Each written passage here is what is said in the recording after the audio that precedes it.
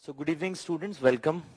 So I will be taking a few parts in your polity syllabus, okay. I'll be detailing out at the onset what all parts I will be taking, okay, so that there is no confusion in your mind.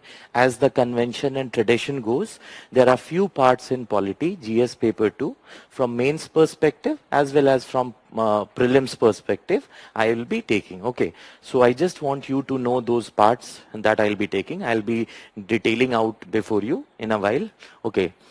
As is the practice that whenever I interact with students for the first time, since many of you already, we have brief in what you call engagement or conversation during our current affairs class. But whenever I take up a new batch, there are a few basic things I always try to highlight and try to discuss with you guys, okay? Then we will be venturing into the academic domain. First thing is, for any serious students, okay, since what I say is what you call out of sheer experience, at least if not, if on the least conservative note, I should have interacted. I am already interacted with at least more than 10,000 students. So what one very common thing which I found is missing is any serious student, the first thing that he or she should know is syllabus.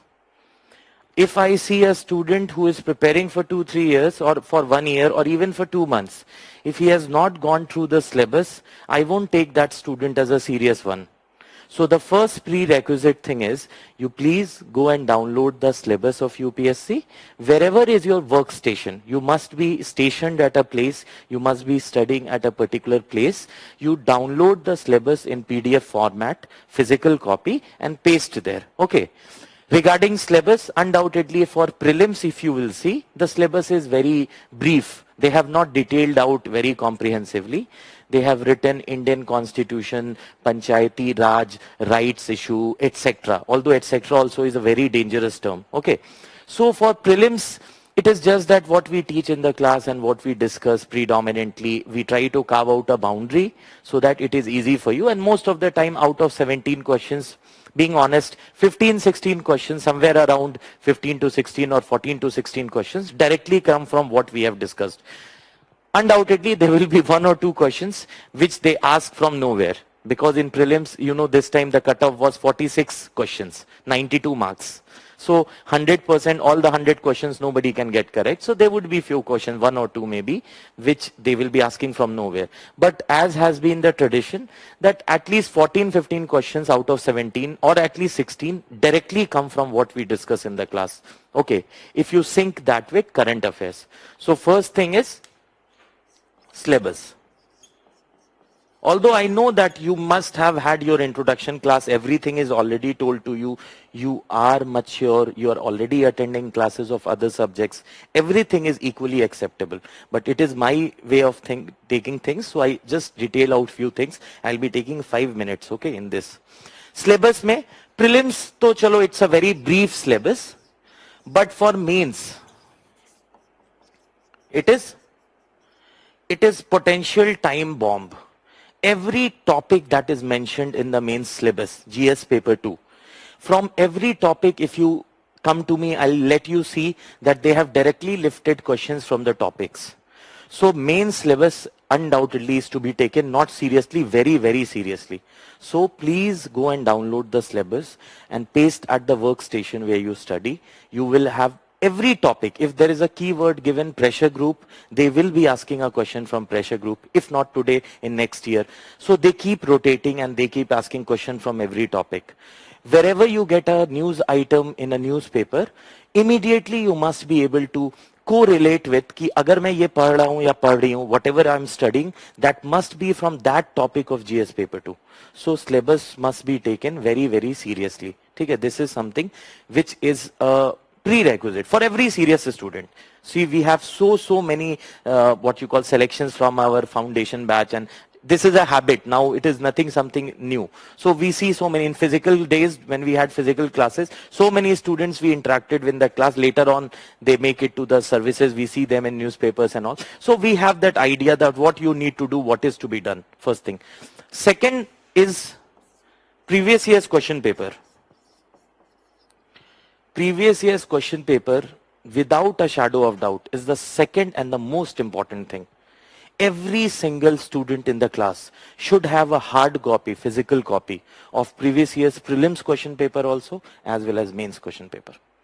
Prelims, you should sit down and go through. They will not be repeating questions. They may repeat also. In 2013, there was a question on Buddhism, that in which all places Buddha is connected with. And in 2014 prelims, same question was repeated, as it is, same question, which is a rare thing. They don't do this, which is a rare thing. But believe me, if you go through previous year's question paper, prelims will become a cakewalk for you. You will get an insight into the minds of UPSC. So I will not name a student. One of our students got 2 years back, he got somewhere around 220 rank. And next year he again got 150 rank. So I was interacting post selection. He came to meet and all. He said, sir, for one of the first thing that I did is, before preparing for the exam, I prepared before preparing for the academic part, I tried to understand the exam. So the best way to understand the exam is that you should go through previous year's question paper and what kind of questions UPSC is asking, what kind of options UPSC is giving. Okay, I'll come to this part again, just for the time being I'm saying, please go through previous year's question paper. ये एकदम serious candidate की पहली पहचान है. This is the first sign of a serious candidate. With mains, previous year's question paper for prelims, so undoubtedly you will go. For mains, just go and visit the website of Vision IS. For past 2-3 years, whoever has got top rank, single digit rank, their answer scripts are uploaded on the website of Vision IS. You should do a brief research on their answer scripts. That will give you a brilliant insight that what should be a model answer should be. What kind of an answer we should write. You should get an insight from the, what you call from the answer scripts of toppers. That is why they are uploaded on the website of Vision IS. Okay, so please go and do this. We have uploaded for this year also. You can go and see the answer scripts of toppers. So this is something that you need to do for mains. Okay, third important thing is, these things I find students, this is missing. This is missing from majority of students. They just see everything. The academic domain is so vast now. It is so vast and it is such कि you, many a times you will be engrossed into an endless pursuit of completing too many things. But the better practice is you devote a substantial portion of your time in the beginning to understand the exam. Then you will prepare for the exam. So this is something, पहले समझिए. It will become very easy for you. How students in 22, 23 years, they are qualifying in first attempt. You need to sit down, give time to yourself, be at love, peace with yourself, try to understand the scheme of examination. Okay, this is the second thing which I very strongly recommend. Third thing is that this must be told by sir, must have comprehensively told NCERTs. Okay. So many times what you do is you refer to the standard text. For example, Bipin Chandra in history, Lakshmi Kant in polity. Everybody reads these texts. Okay. So, but you miss out the basic part. So NCERT is बहुत important है, बहुत ज़्यादा. I can let you see there are questions where they are directly lifting from NCERTs every year. And you know, that even if 2 questions are asked, 2 questions is like very important for me because there are only 16, 17 questions asked from polity. If 2 questions is very substantial, that will decide your selection in prelims. So I cannot ignore even a single question. Okay? So you should go through NCERTs. One NCERT which I don't know, I'm sure it must have been recommended, but thus as an addition I say that 11th political theory NCERT. For past 3 years, every year they are asking one question from that NCERT, that political theory NCERT of class 11th. Okay, please go through this.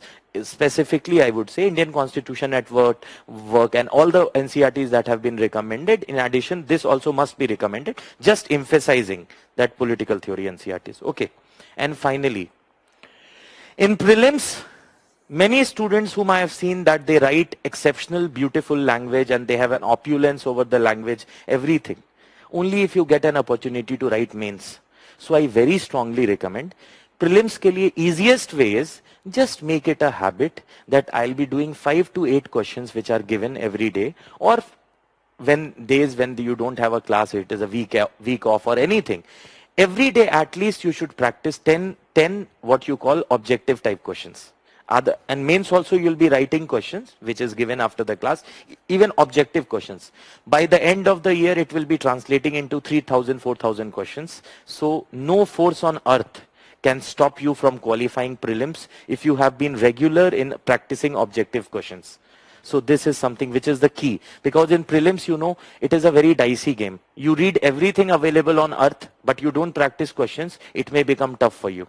So these are the few basic things which I always emphasize. So please do these things. For a serious candidate, these are the reflections of the minds of the serious candidates. So I think you all should do. And every year, I know from this batch also many of you would be in services. This is a common practice. It's very mundane for us. But still, I would like to emphasize this. And I know many of you are doing this also, but it is my duty to like emphasize. Okay. Next is how we shall be moving. Okay. So how we shall be moving? So first important mandate of the class is to prepare you for the exam. So the mandate of the class is not to do research work. Although on a personal note, I enjoy interacting with students for hours after the class also, when we had this physical interaction. But here, everybody's time is very, very important. Every single minute will be devoted. What kind of questions are coming in exam? So that should be the perspective. Do not go into research. I keep shouting this, do not go into research. One of our students who got less than 5 rank, somewhere around, I won't name, he once rightly said that, sir, what was the biggest mistake I was doing for first 3-4 attempts was that I was going through too much into a topic. UPSC keeps shouting in its main syllabus, basic understanding of these topics. Basic पानी की तरह clear होना चाहिए. एकदम clear mind में conceptual clarity होनी चाहिए. You will qualify. So don't go into research. Okay. अब आते हैं pattern. Pattern में I will be conceptually, I will emphasize more on conceptual clarity. I will try to dictate whenever it is possible. Undoubtedly, I'll be dictating. But many a times, I will not be dictating. I will be providing you printed material, which I have prepared. Printed material in the sense class notes, which I dictate, the same in printed form. You may have got printed material also, Vision, which is exceptionally good. In addition to that, I'll give you printed notes also. Why? Reason being, I personally believe that class time is, every minute is important. I should not waste on dictating something which I can get it typed and give you. So this time should be used for teaching something and interacting with you.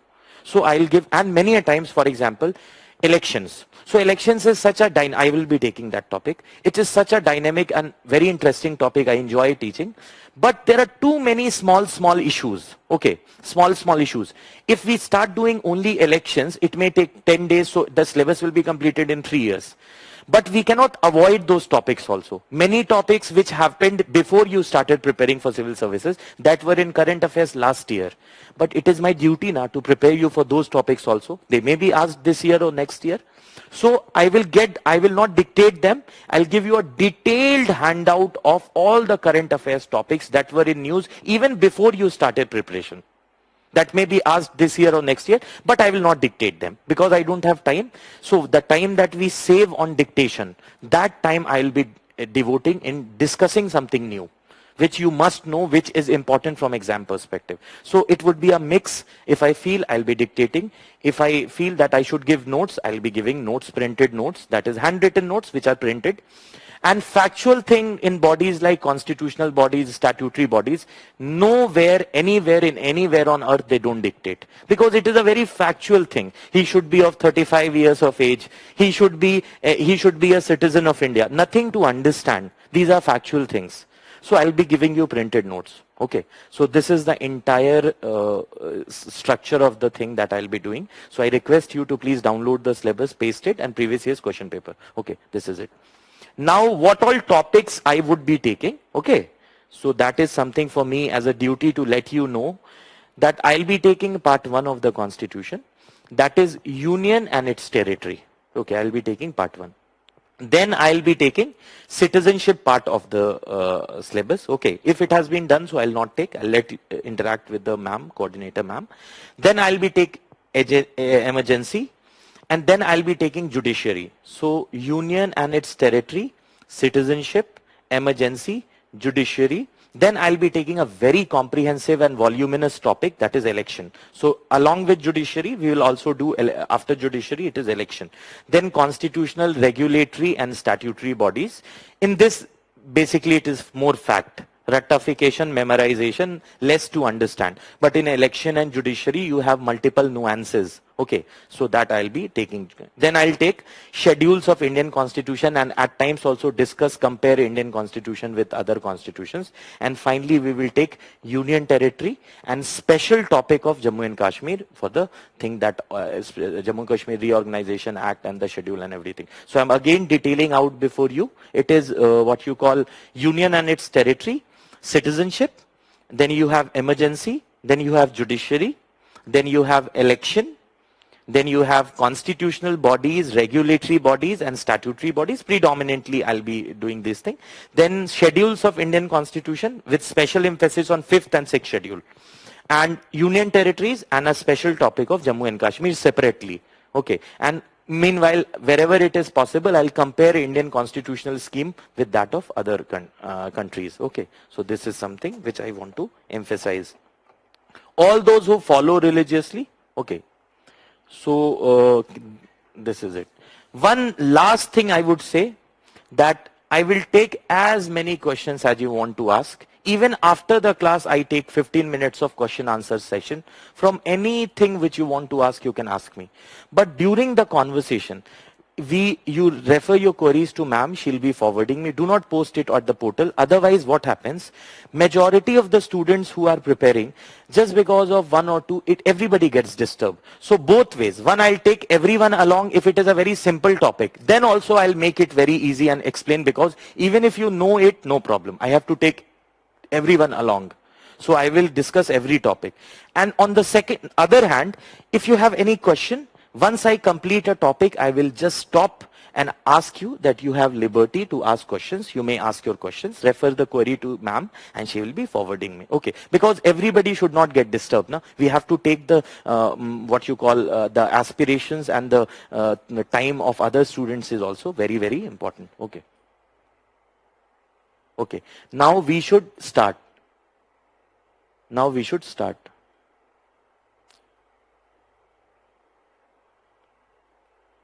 Okay, I'm disabling the portal for the time being.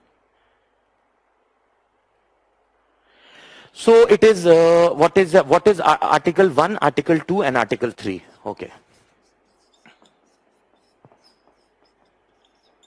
1, Article 2 and 3. This we will be taking.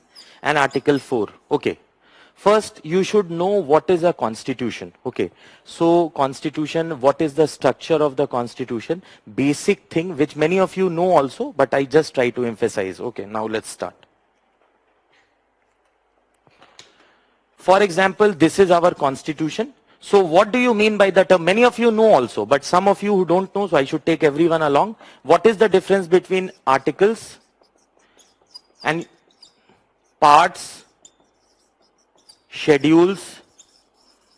What do you understand, and what is the difference between articles, parts and schedule? So every part of the constitution deals with a particular topic. For example, you have union and its territory. That is part 1. Then you have citizenship. That is part 2. Then you have fundamental rights. That is part 3. Then you have directive principles of state policy. That is part 4. So what is a part? Every part of the constitution deals with a particular topic. So if you have part 1, it is union and territory. If you have part 2, that is citizenship. If you have part 3, that is fundamental rights. If you have part 4, that is directive principles of state policy. So every part of the constitution deals with a particular topic. Okay, that is there. So this is part. And what is an article? Article is within the part. You have Article 1, Article 2, Article 3, Article 4. Then citizenship, you have Article 5 to 11. In fundamental rights, you have Article 12 to 35. Here you have 36 to 51. So within the part, you have articles. Okay. And finally, what is a schedule? If For example, in Article 1 of the Constitution, I say, India, that is Bharat, shall be a union of states. Which states? Am I talking about state of California? Am I talking about state of Texas? Am I talking about North Dakota, South Dakota? Am I talking about state of Alaska? So we must detail out now which states and which union territories. So if in Article 1 it says, India, that is Bharat, shall be a union of states, which states? That is detailed out in Schedule 1. List of states and UTs. So schedules are nothing but explanation, so that the constitution doesn't become too much voluminous. The explanation is given over here. If in Article 246 of the Constitution, it deals with the legislative relation between center and state.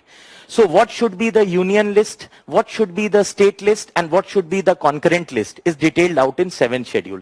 In 2nd schedule, so similarly you have 2nd schedule dealing with salaries, and 3rd schedule oaths and affirmation. 4th schedule, which state will have how many seats in Rajya Sabha. 5th schedule, you have schedule areas. We will deal with this comprehensively. 6th schedule, you have Assam, Meghalaya, Tripura, Mizoram. 7th schedule, you have union list, state list, and concurrent list. 8th schedule, you have languages. 9th is certain laws, which will be dealing, how they are immune or not immune from judicial review. And 10th schedule, you have anti-defection laws. 11th schedule, you have distinction of subjects between state and PRIs. And 12th, it is states and ULBs, urban local bodies. So these are the schedules which are explanation. Okay, just a brief introduction into the Constitution, that what do you mean by the term part, what do you mean by the term article, what do you mean by the term schedule. These are basic things which many students have some confusion. So ये मैं करूँगा, ठीक है? Now we start Article 1. It says,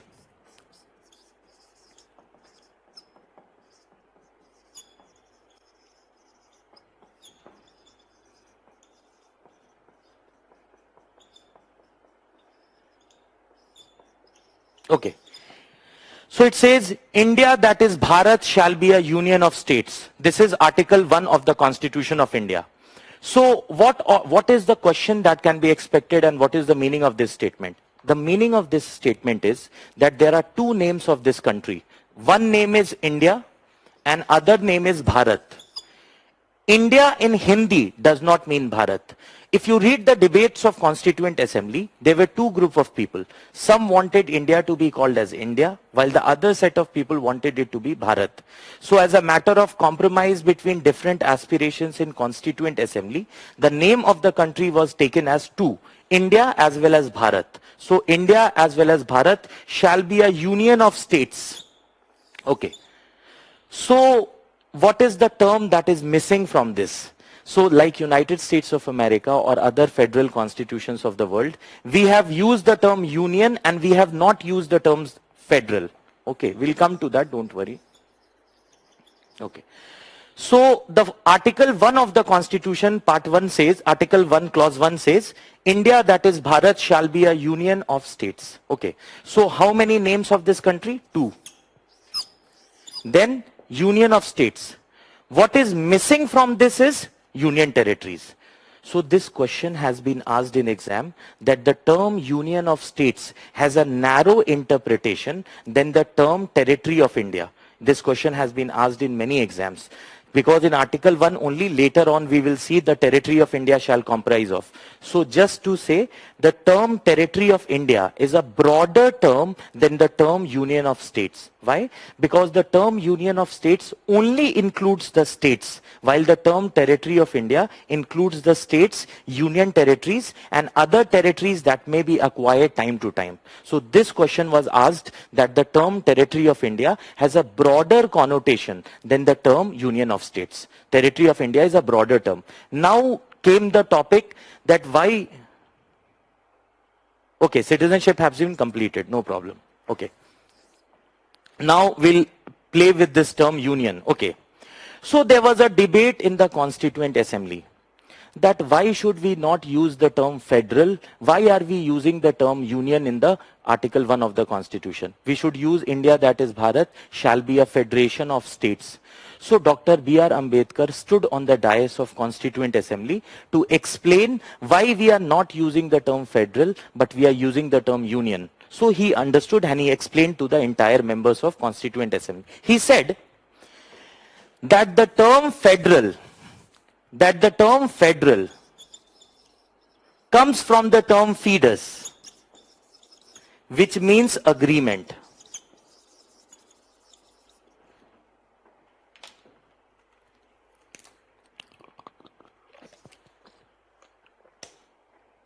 Okay, he said that the term federal comes from the term fetus, which means agreement. So in United States of America, what happened? When United States of America got their independence from Western European colonial powers, so USA, North America, some colonies of North America got independence from Western European colonial powers. So these colonies, precisely there were 9 colonies. So in 1776, 9 colonies of North America came together to found United States of America and a constitution which came into being in 1789. So United States of America was a result of agreement between different states. So USA was a result of agreement between different states, and at that time the term that was used for agreement was fetus, which later on came to be known as federal. So Dr. B.R. Ambedkar said that US Constitution uses the term federal because United States was a result of agreement between the states. 9 small colonies came together and they formed United States of America. Later on, it keeps on expanding, and now there are 50 states in United States of America and the Washington District of Columbia, which is called as their capital. So initially there were 9 states. Now you have 50 states plus the capital, that is Washington District of Columbia, DC. So USA was a result of agreement between 9 small princely states or whatever was being ruled at that time. That led to the formation of USA. That is why they formed an agreement among themselves. So they used the term federal. Dr. B.R. Ambedkar said, India is not a result of agreement between the states. There is no agreement between Madhya Pradesh, Bihar, Uttar Pradesh, Karnataka, Tamil Nadu, Rajasthan, Haryana. No agreement is taking place between the states. So we will not use the term federal. Okay, first thing. Second thing, if there is an agreement, then I may come out of agreement also. You have Indian Contract Act 1872. I'm just giving you an example that deals with all kinds of agreements and all. So if there is an agreement, I may come out of the agreement also. But he said no. India is not a result of agreement, and no state has a right to secede from the union. No state can come out from the union. So that is why we will not use the term federal. If we use the term federal, then there will be a connotation, a meaning that is coming out of it. There will be a meaning that the term federal means that it is a result of agreement between the states. India is a result of long drawn battle for freedom by the people of this country. And the idea of India is 500 years old from the times of Ashoka and also Akbar, from the times of Akbar, and 2000 years back Ashoka. So you will, this subcontinental geographical dimension and the idea of oneness is there way back. So he said we will not use the term federal because India is not a result of agreement between the states. And second, no state has a right to secede from the union. No state can come tomorrow say that I want to come out from the union. No, no state can say this. Second thing. Third important thing. Then some of you at times ask is that India is an indestructible union. Matlab union cannot be destroyed, it cannot be destructed, no state can come out. But it is an indestructible union of destructible states. So the boundaries of state can be changed. You, in the year 2000, you have Jharkhand coming out of Bihar, Uttarakhand coming out of Uttar Pradesh, Chhattisgarh coming out of Madhya Pradesh. In the year 2014, through Jammu and Kashmir, Andhra Pradesh Reorganization Act, Telangana as a landlocked state was carved out from Andhra Pradesh. Then on 5th of August 2019, through Jammu and Kashmir Reorganization Act 2019, the Union Territory of Jammu and Kashmir and Ladakh was created. So, there is no sanctity to the boundary of the state. India is an indestructible union of destructible states. India is an indestructible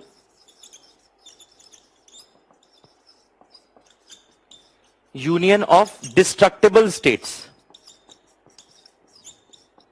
Okay. But United States of America is an indestructible union of indestructible states. The union legislature, that is called as US Congress. In India we have Lok Sabha and Rajya Sabha. Lok Sabha is called as House of People and Rajya Sabha Council of States.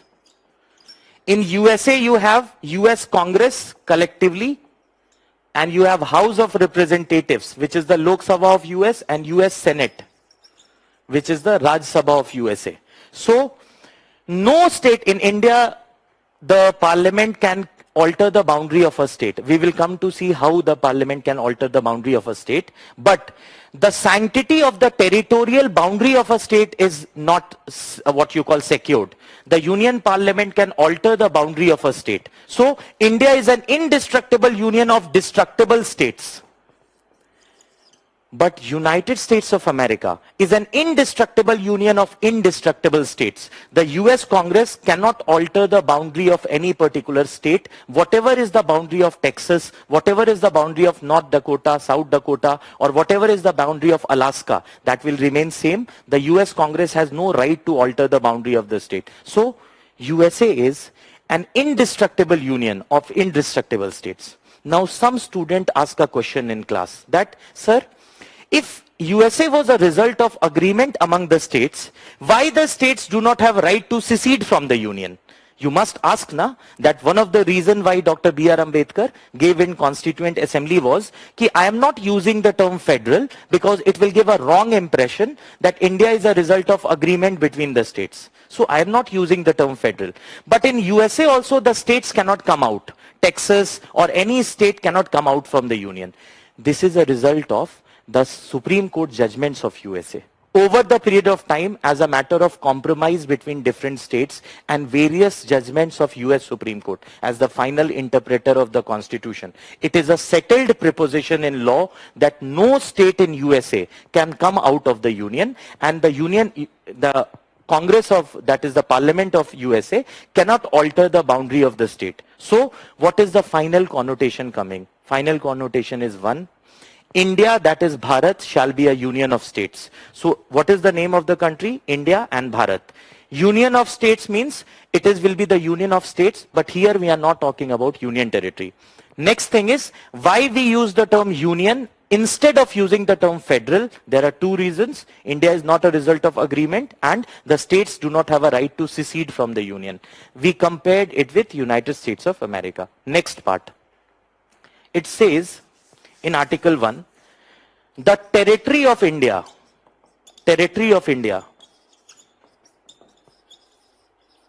shall comprise of, okay, you just have patience with me. I'll take all the questions and within a day or two you will start understanding what is going, then you will play with the Constitution. I promise you that. That conceptual clarity would be that level, okay? And everything will be dealt, don't worry, just have patience, okay? If you want to learn, that is the prerequisite. So, territory of India shall comprise of states, UTs, and other territories acquired time to time. Acquired time to time. Okay. So, the term territory of India, this question was asked. The term territory of India in Article 1 has this and this both. The term territory of India is a broader term than the term union of states, because the term union of states only includes the states, while the term territory of India includes the states, the union territories, and other territories that are acquired time to time. So this is a broader connotation and this is a smaller connotation, this one. Okay. So this is the entire crux of Article 1 of the Constitution. No question has been asked beyond this. You can go and practice any question given at the back of Lakshmikant. These are the questions. If they are asking from this part, they'll be asking this, that India is our. Now I stop here. I want to take your, any question if you have, I'll be enjoying. Okay. Please, ask a question if you have. Ma'am, please forward a question. Any question you have. Okay.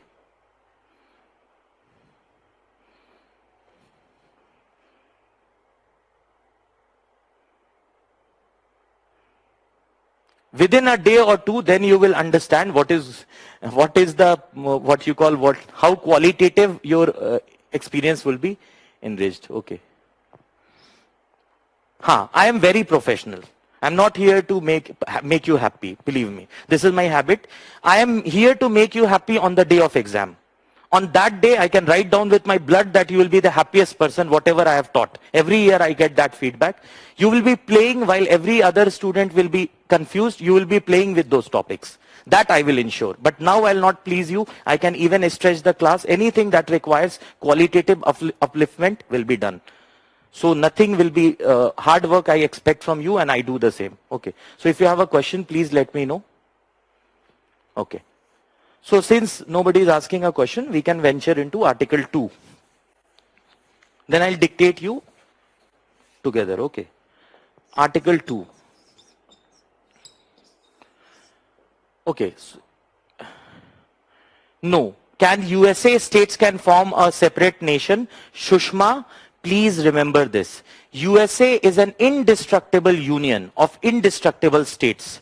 Although, no, I'll come one by one all the questions. Please remember, USA is an indestructible union of indestructible states. The Congress of USA, the Union Parliament of USA cannot alter the boundary of a state, and states also cannot come out of the union. Why states cannot come out of the union? Because when they agreed to form a union, one of the clauses in that, and later on there is a famous case, Texas versus the federal government. There was a case where Supreme Court of USA has interpreted that no state in USA has a right to secede from the union. So this is an interpretation by the Federal Supreme Court of United States of America that no states have a right to secede from the union. So can USA states separate and form a separate nation? No, they cannot form a separate nation. This is a conclusive settled jurisprudence. Okay. Now Ayush is asking, do we need to take running notes? Or I'll provide the same, you don't need to. Many facts I'll be giving you, so many things beech mein bolunga, if you feel like you are right. So difference between confederation and federation, very, very important. Okay. First of all, this is more of a what you call political science question. Very good question Isha is asking. Confederation is a loosely arranged federation. When the states confederation is that there is too much of decentralization of power. Okay, so Russian Confederation. When there is a central authority, but too much of power is decentralized. There is a very thin line demarcating federation and confederation. While in federation, you have the states form an agreement to form a union. And there is a what you call constitutional devolution of power. So in India, we have, I don't want to go into topic federalism because it alone will take at least 2 classes. Okay, so I'm not dealing with center-state relations, but since you have asked a question, confederation is a loosely arranged federation. Those federations where you have what you call states have more power and the union is a result of agreement wherein very little powers are with the union, rest all is with the state. So it is a loosely arranged. Example, Russian Confederation. Getting my previous, so that is. So a more diluted form of federalism where the states have too much of autonomy in their respective domain, Russian Confederation for that example is there. Since you have asked this beautiful question, now I'll give you another answer. There is no agreed definition of federalism. In many students are having political science background, you will know and learn this. There is no agreed definition of federalism.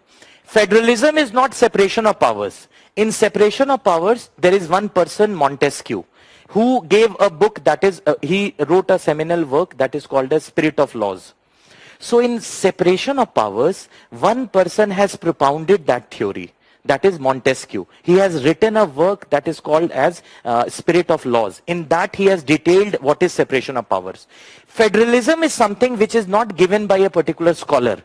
It has evolved over the period of time, and the first constitution to evolve the concept of federalism was USA's constitution. So what is the definition of federalism? There is no agreed definition in political science. But yes, a loosely what you call followed definition is there, where a country that is seen more close to the setup of USA and Australia is said to be more federal.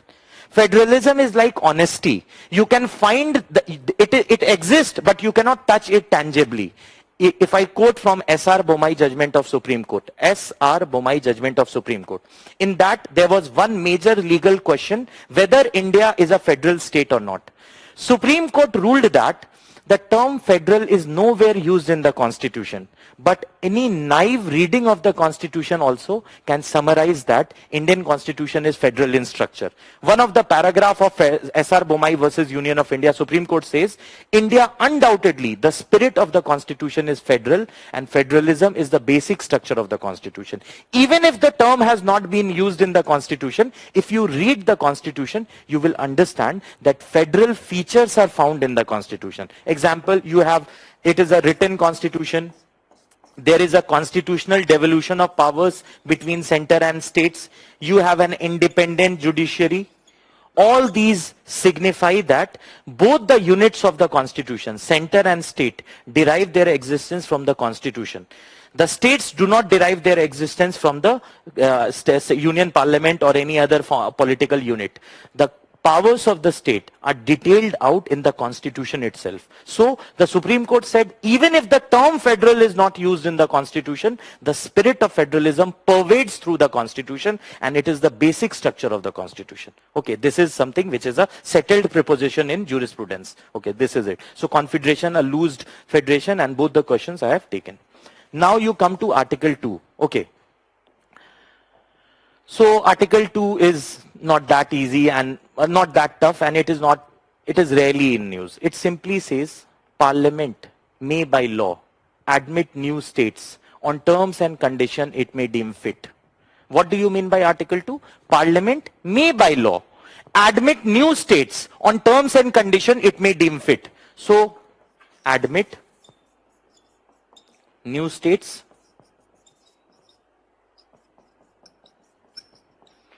on terms and condition it may deem fit. Okay. So this means that Article 2 is talking about those states that are not part of India. Article 1 deals with all the states that are part of India, all the union territories that are part of India, and other territories that may be acquired time to time. So this is it. Territory of India ka definition diya hai. They have given the definition of territory of India. Article 2 simply empowers the Parliament of India to admit new states on terms and condition it may deem fit. So whenever a new state, for example, Sikkim was admitted into Indian Union, so Article 2 was used. That you admit a new states on terms and condition it may deem fit. Okay. 2 is not very important. 3 is exceptionally important and always in news. Okay, 3. Let's switch to 3. Okay. Article 3 details out how a new state is carved. See, you need to be conceptually clear how a new state is carved out. एक नया state India में कैसे बनता है? Okay. So a new state is whenever a bill is introduced to bifurcate a state. For example, Andhra Pradesh Reorganization Act 2014 led to the bifurcation of Andhra Pradesh into one coastal state of Andhra Pradesh and a landlocked elevated plateau region of Telangana, which got a political identity and became the 29th state of India in the year 2014. Now, since Jammu Kashmir is a union territory, so we have only 28 states.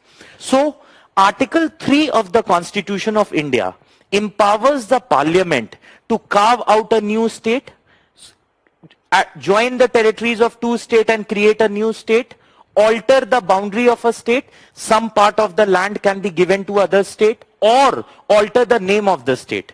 All these powers are bestowed with the Constitution. So whenever you are creating a new state, you are altering the boundary of a new state, you are taking out territory from two states and making a new state, and also you want to change the name of the state.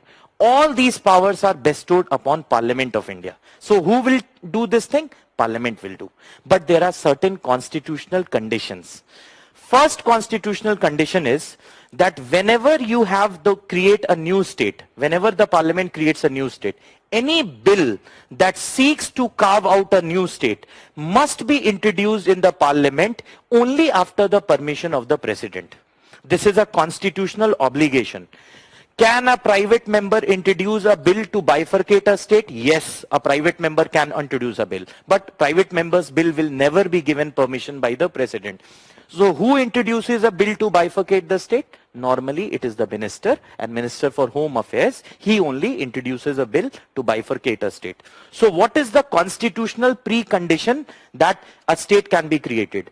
A state can be created only after the permission of president is granted that this bill can be introduced in either house of the parliament. First thing. Second thing, what is the constitutional mandate on the president? Before giving permission to the bill, it is one constitutional compulsion on the president. What is that constitutional compulsion? If, for example, tomorrow there is a new state that is being carved out of West Bengal, that is Gorkha land, if they want to create a new state. So a bill will be introduced in parliament. Before introducing the bill, the president will be giving permission. It is constitutional obligation on the president that before giving permission to any such bill, you have to take the opinion of that particular state which is going to be affected by the bill. So if Andhra Pradesh was bifurcated into two parts, the opinion of the Legislative Assembly of the Andhra Pradesh was taken. If Bihar was bifurcated into two parts, that is Bihar and Jharkhand in the year 2000, Legislative Assembly's opinion was taken. If UP was bifurcated into two parts, UP and Uttarakhand, Assembly's opinion was taken. If Madhya Pradesh was bifurcated into two parts, the opinion of State Legislative Assembly of Madhya Pradesh was taken. This is a constitutional compulsion that the president, before giving permission, must seek the opinion of that legislature which is going to be affected by the bill. Second thing, whether the legislature's opinion is binding on the president, no. No opinion is binding. Always the state legislature will give an opinion in most of the cases that we don't want to be bifurcated. So taking an opinion is constitutional mandatory. Accepting the opinion is not mandatory on the president. President may accept the opinion rendered by the legislature and may not accept the opinion. Second thing. Third thing, whether the state should give an opinion in a eternity. Matlab, if you refer the bill today, they will give an opinion after 3 years. No. It is written in the constitution that the state legislature must give an opinion in the stipulated time given by the president. So whatever time is given by the president, you have to give your opinion within time.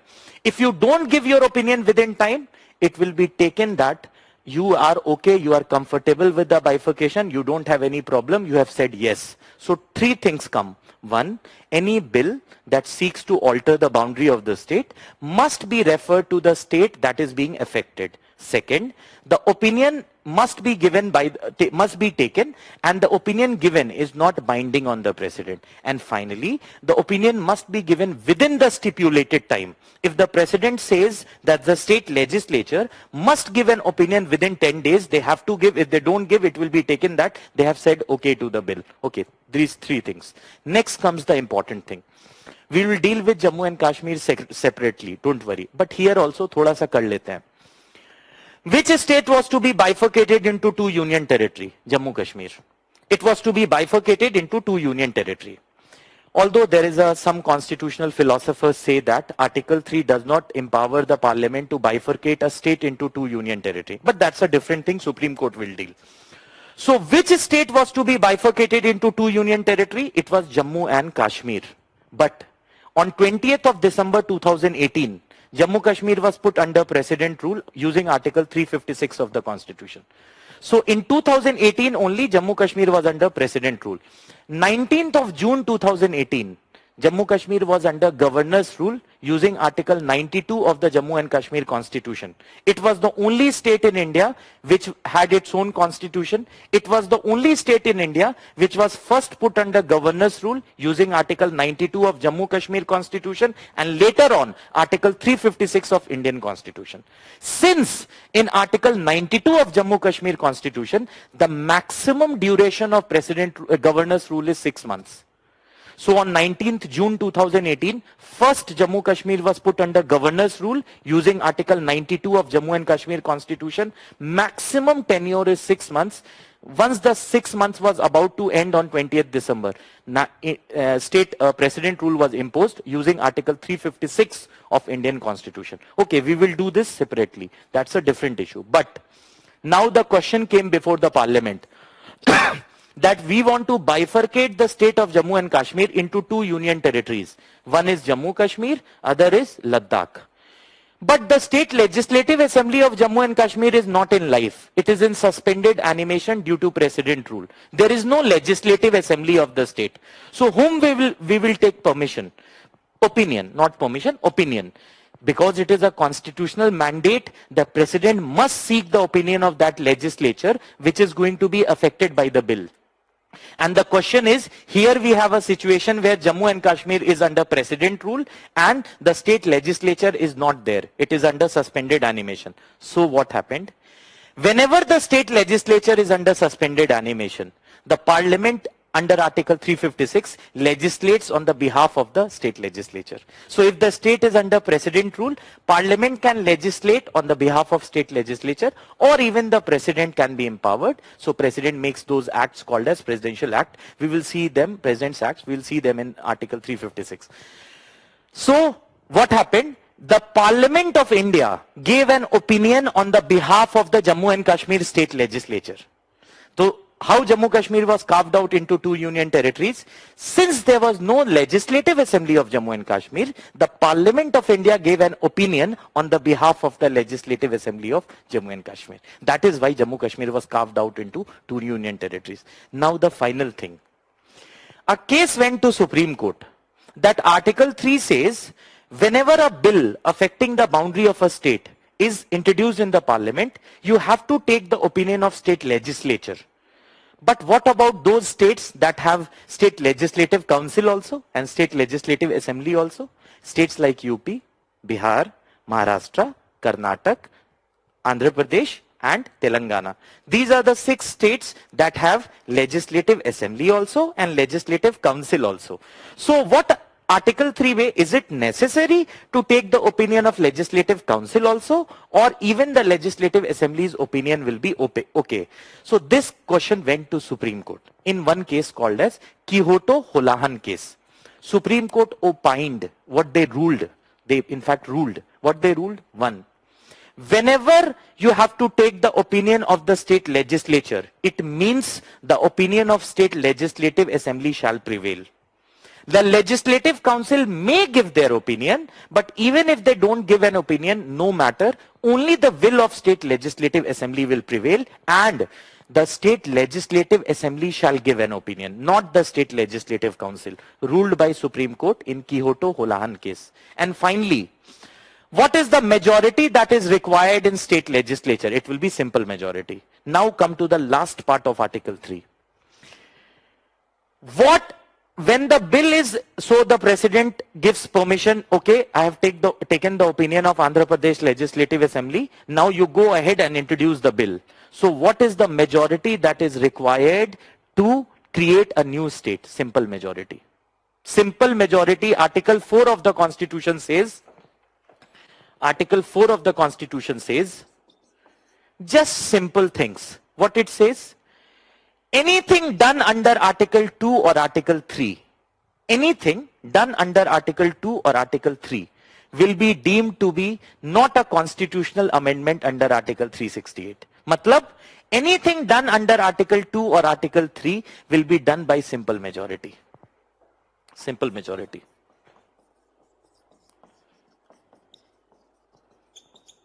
Okay. So what is the majority that is required to carve out a new state? The majority that is required to carve out a new state is simple majority. So you can create a new state by simple majority. Many of you in the class know what is a simple majority, but still I'll repeat. What is a simple majority? 100 is the total strength of the house, for example. 100 is the total strength of the house. Out of 100, on that particular day, present people were 90. 10 people were not present, either because there was a vacancy, out of death, resignation, any reason there was a vacancy. Or maybe some people didn't came, they are ill, COVID, anything. Out of 90 people, when the voting started, 10 people left. They did not participate in the voting. 10 people abstained from voting. So the actual voting strength is 80. Simple majority is majority of the people present and voting. Both the conditions should be fulfilled. So what is the strength? It is 80. So 80 is the strength of people present as well as who participated in the voting. So simple majority will be 41. You will never confuse simple majority with the people who were present. No, because the constitution makes both the condition. Present bhi hona chahiye aur voting bhi honi chahiye. All those people who did not participate in voting, they will not form part of the denominator. They will not be there in the denominator. They will be excluded. Only those people who were present as well as participated in the voting, their numbers would be counted, and the majority of 80 undoubtedly is 41. So 41 members can, what you call, change the, make a bill pass that deals with the creation of a new state. So I'm just again revising everything in detail. First, what is Article 3? Empowers the Parliament of India to create a new state. Which state Article 3 is talking about? States that are already part of India, not states which are not part of India. Article 3 deals with states that are already part of India. What is the majority required to pass a bill that is what you call, that is dealing with bifurcation of states? Simple majority, not special majority. Where it is written? It is written in Article 4 of the Constitution. Next thing is, see, you cannot use a term liberally. Whenever I evaluate answer scripts also, when in the physical class, some students request to I evaluate. So whenever you use a term in the answer, it must be very mature. You cannot use a term liberally. For example, I'll give you an example. You cannot use the term, for example, Indo-China for India-China. You have to use the term Sino-India for India-China. Indo-China means Southeast Asia. Exactly in the same way, you cannot say that Indian ambassador to Pakistan. We don't send ambassador to Commonwealth countries. We send high commissioners. We send ambassadors only to non-Commonwealth countries. So we send high commissioner to Pakistan, Bangladesh, ambassador to USA. We send high commissioner to Australia, New Zealand, ambassador to France. So whenever you use a term in the answer script, it must reflect maturity. Like Southeast Asia is called as Indo-China region. India-China is called as Sino-India. What is the difference between bill and act? Any piece of legislation, once it is approved by the president, it becomes an act. So that is the difference between bill and act. The same difference that is between demand and grant. Whenever the demand is approved, it becomes grant. And one last thing, there is a grammatical rule in English that whenever you use the term A with capital letters, act, even in the middle of the sentence, you will never call a piece of legislation like this. There is a law, grammatical rule in law, that even in the middle of the sentence, if you are talking of a piece of legislation, it should start with capital letters A. This act means doing something.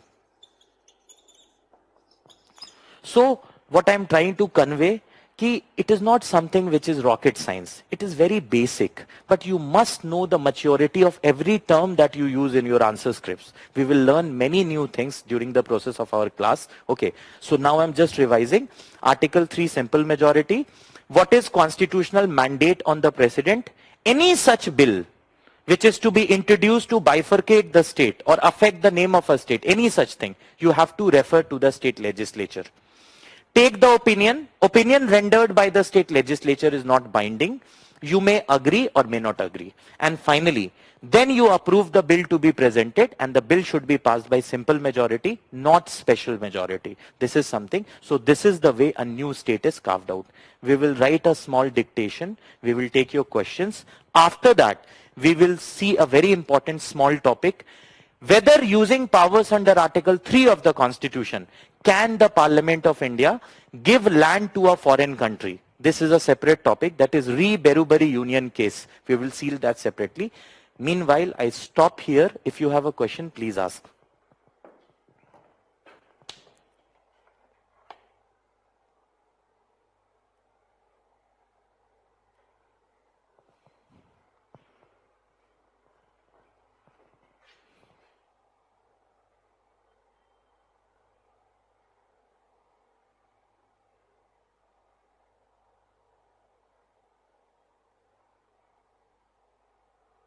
Okay.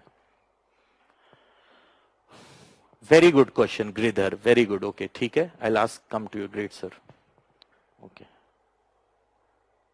Okay. So Gridhar is asking a question. Sir, whether prior recommendation of the President before introduction of a bill under Article 3 is exercised by the President himself on advice of Council of Ministers.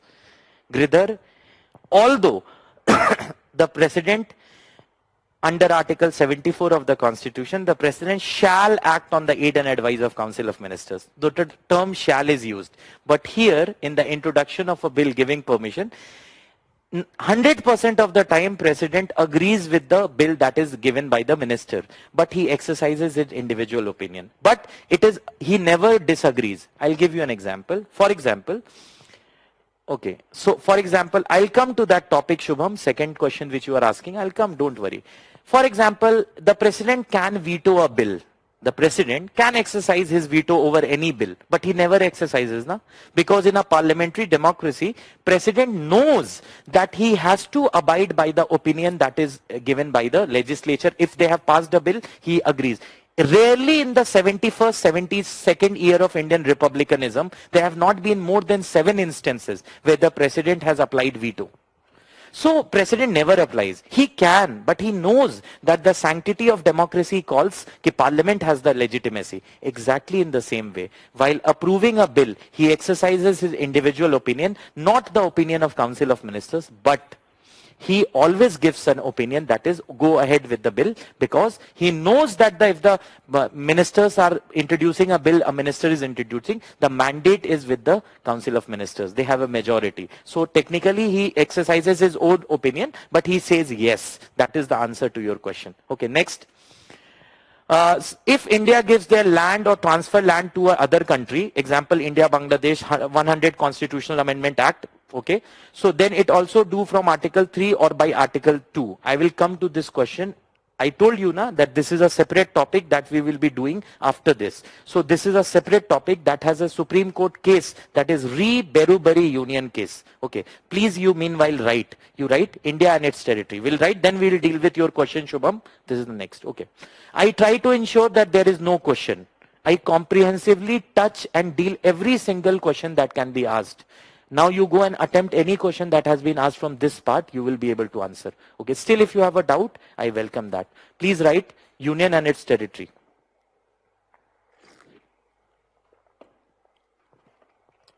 You write.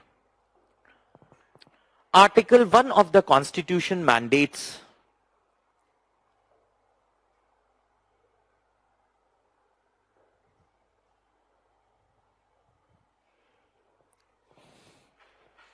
Article 1 of the Constitution mandates, there was some technical issue. Okay. Oh, I think there are some messages related to technical issue. Don't worry, I'll repeat everything. Don't worry at all. Okay, I've just seen it. Okay. First we write this, then I'll be detailing out the topics that I'll be taking. Don't worry. Don't panic. Okay. Purpose is to qualify. You write. Article 1 of the Constitution mandates that India, that is Bharat, shall be a union of states. India, that is Bharat, shall be a union of states.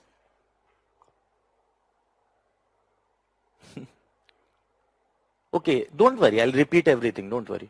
India, that is Bharat, shall be a union of states. Full stop. The name of the country is India as well as Bharat. The name of the country is India as well as Bharat.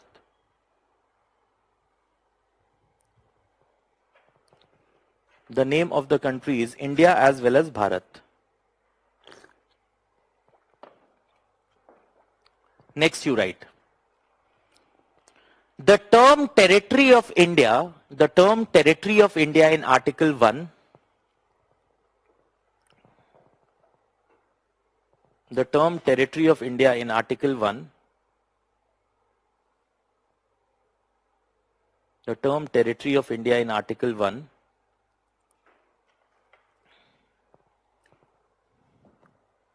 the term territory of India is in Article 1 has a broader meaning than the term union of states. Has a broader meaning than the term union of states.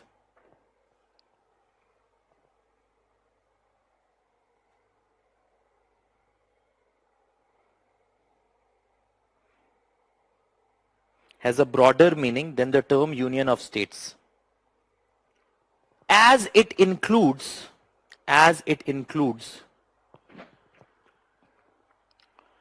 the term territory of India has a broader meaning than Union of States, as it includes territories, states, comma, union territories, as it includes states, comma, union territories, as it includes states, comma, union territories, and other territories that can be acquired time to time, and other territories that can be acquired time to time.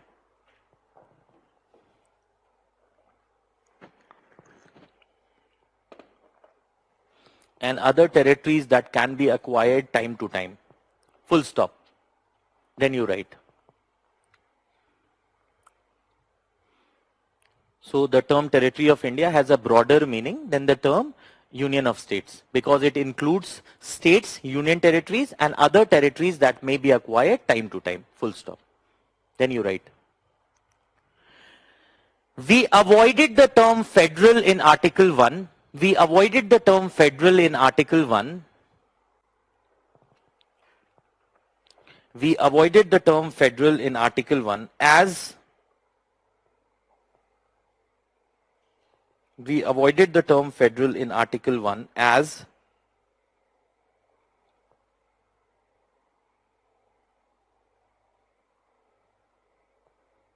we avoided the term federal in Article 1 as Dr. B.R. Ambedkar stated that, as Dr. B.R. Ambedkar stated that,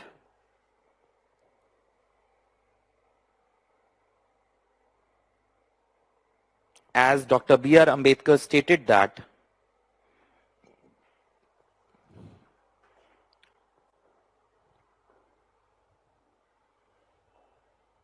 as Dr. B.R. Ambedkar stated that, India is not a result of agreement between the states. India is not a result of agreement between the states. India is not a result of agreement between the states. And India is not a result of agreement between the states.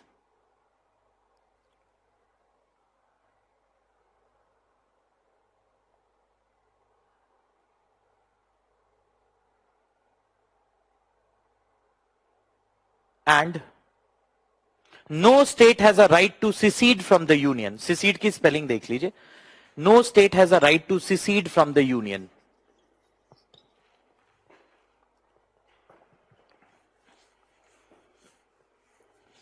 No state has a right to secede from the union. Full stop.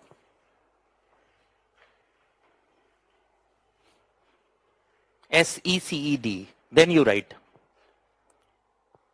I will dictate everything, don't worry. Just write. No state has a right to secede from this union. Full stop. Then you write. Article 3 empowers the parliament. Article 3 empowers the parliament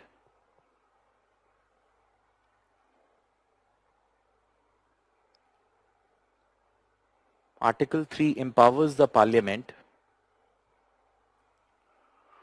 to alter the boundary of a state, comma. Article 3 empowers the parliament to alter the boundary of a state, comma, carve out a new state, alter the boundary of a state, comma, carve out a new state. अब इसको comparison में they ask question. That is why I am making you write this statement 3 and 2 simultaneously. Okay, because there is a question from this. Okay, so Article 3 empowers the Parliament to alter the boundary of a state, comma, carve out a new state, etc. with respect to those states that are already part of the Union. With respect to those states that are already part of the Union.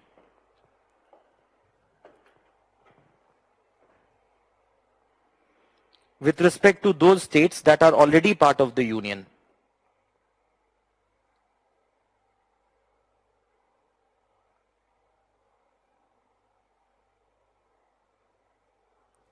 with respect to those states that are already part of the union.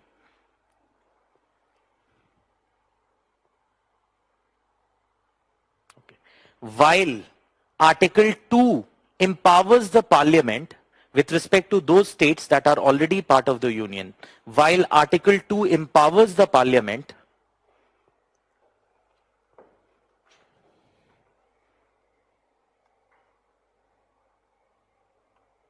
while Article 2 empowers the parliament while Article 2 empowers the parliament to admit new states which are not part of the union. While Article 2 empowers the parliament to admit new states which are not part of the union.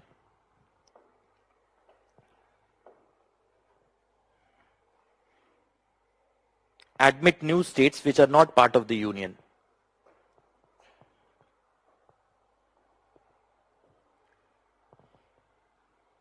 Article 2 empowers the parliament to admit new states which are not part of the union. On terms and condition it may deem fit. On terms and condition it may deem fit.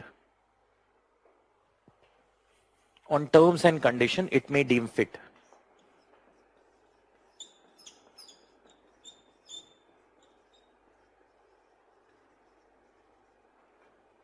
On terms and condition it may deem fit.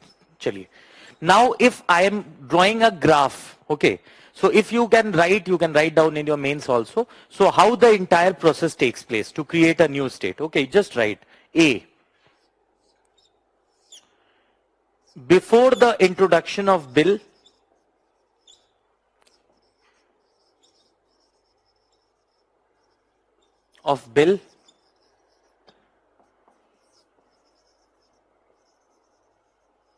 President's opinion is sought. Before the introduction of bill, President's opinion is sought. Next, B. So you write this in this format, it will be easy to understand. Before the introduction of bill, President's opinion is sought. B.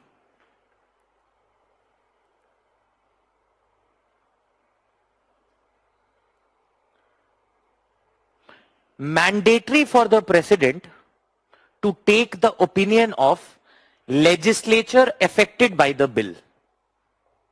So before the introduction of bill, President's opinion is sought. Sorry, permission, not opinion. They have different meaning. Please write permission. Okay, permission is sought. So next you write, mandatory for the President to take the opinion of legislature affected by the bill.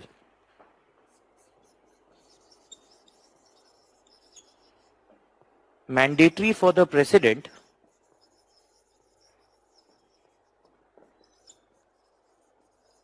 take the opinion of legislature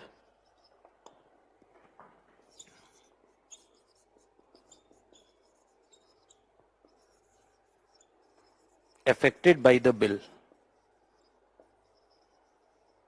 ठीक है, second stage ऐसे line कर दीजिए, easy रहेगा. Mandatory for the president to take the opinion of legislature affected by the bill.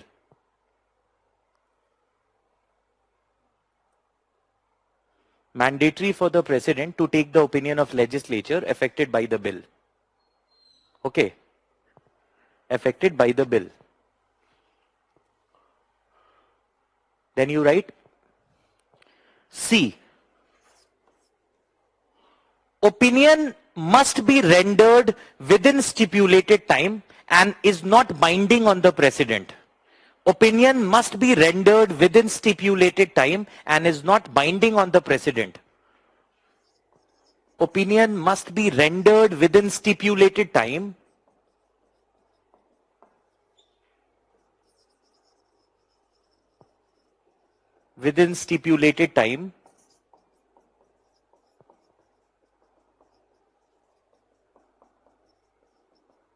So third is opinion must be rendered within stipulated time and is not binding on the president. Then you write.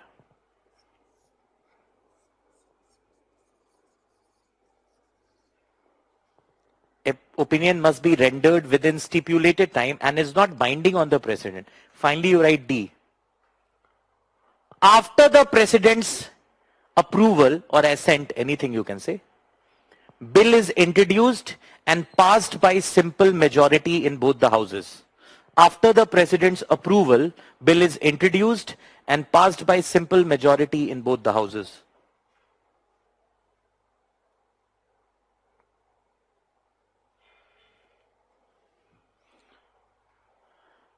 After the president's approval, bill is introduced and passed by simple majority in both the houses.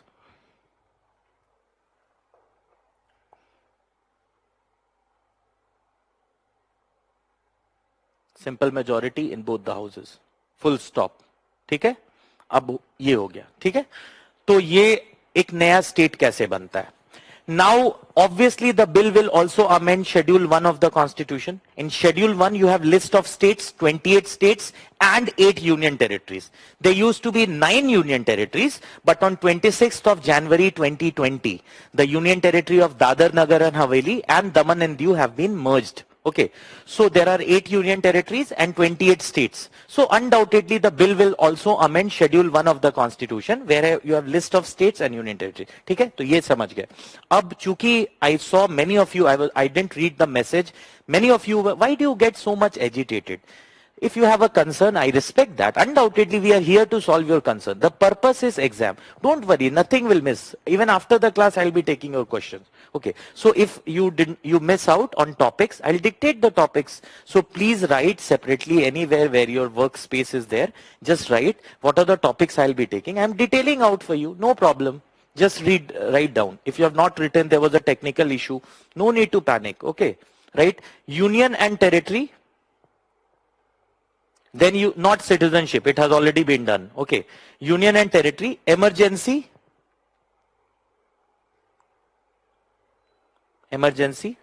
Then you have judiciary. Union and territory, emergency. Then you have judiciary. Then you have elections.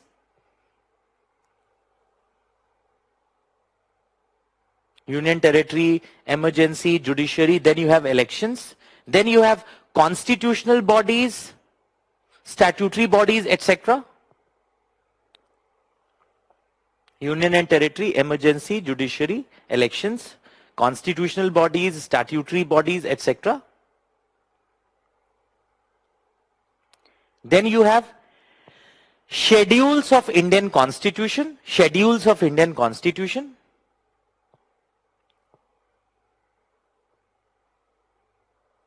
Schedules of Indian Constitution.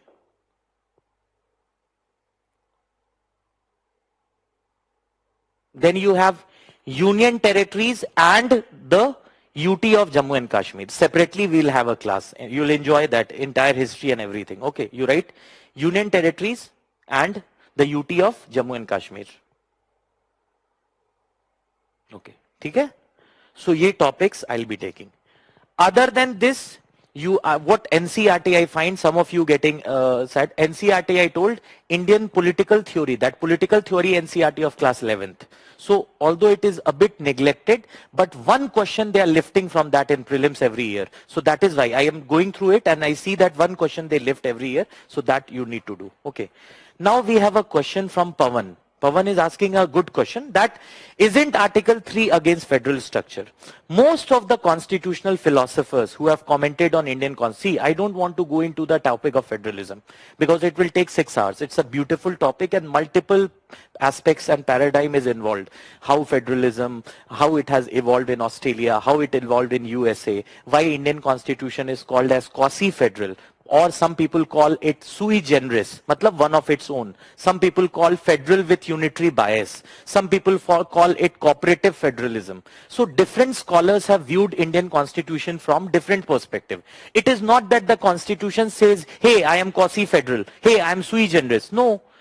By looking into the tenets of the Constitution, different constitutional philosophers like Ivor Jennings, Granville Austin, so many scholars have said that some feel that no, this is federal with unitary bias. Some feel that no, this is quasi-federal. In US you call it quasi, in UK you call it quasi. So quasi-federal. Some say that okay, this is more what you call sui generis, matlab one of its own.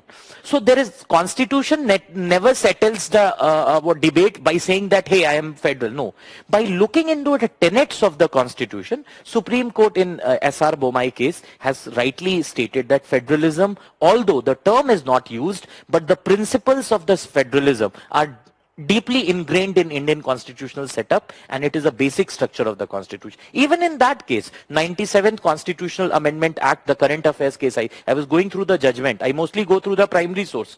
There also Supreme Court time and again in the judgment has quoted that no, federalism is one of the basic structure and the parliament cannot legislate on a subject that happens to be in the domain of state list. Okay, so now Pawan is asking a question.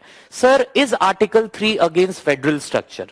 Most of the constitutional philosophers feel if there is one article in the Constitution that is purely seen to be diluting the federal essence and federal soul of Indian Constitution, it is Article 3. Few days back also I was watching a lecture by one of the leading constitutional scholars.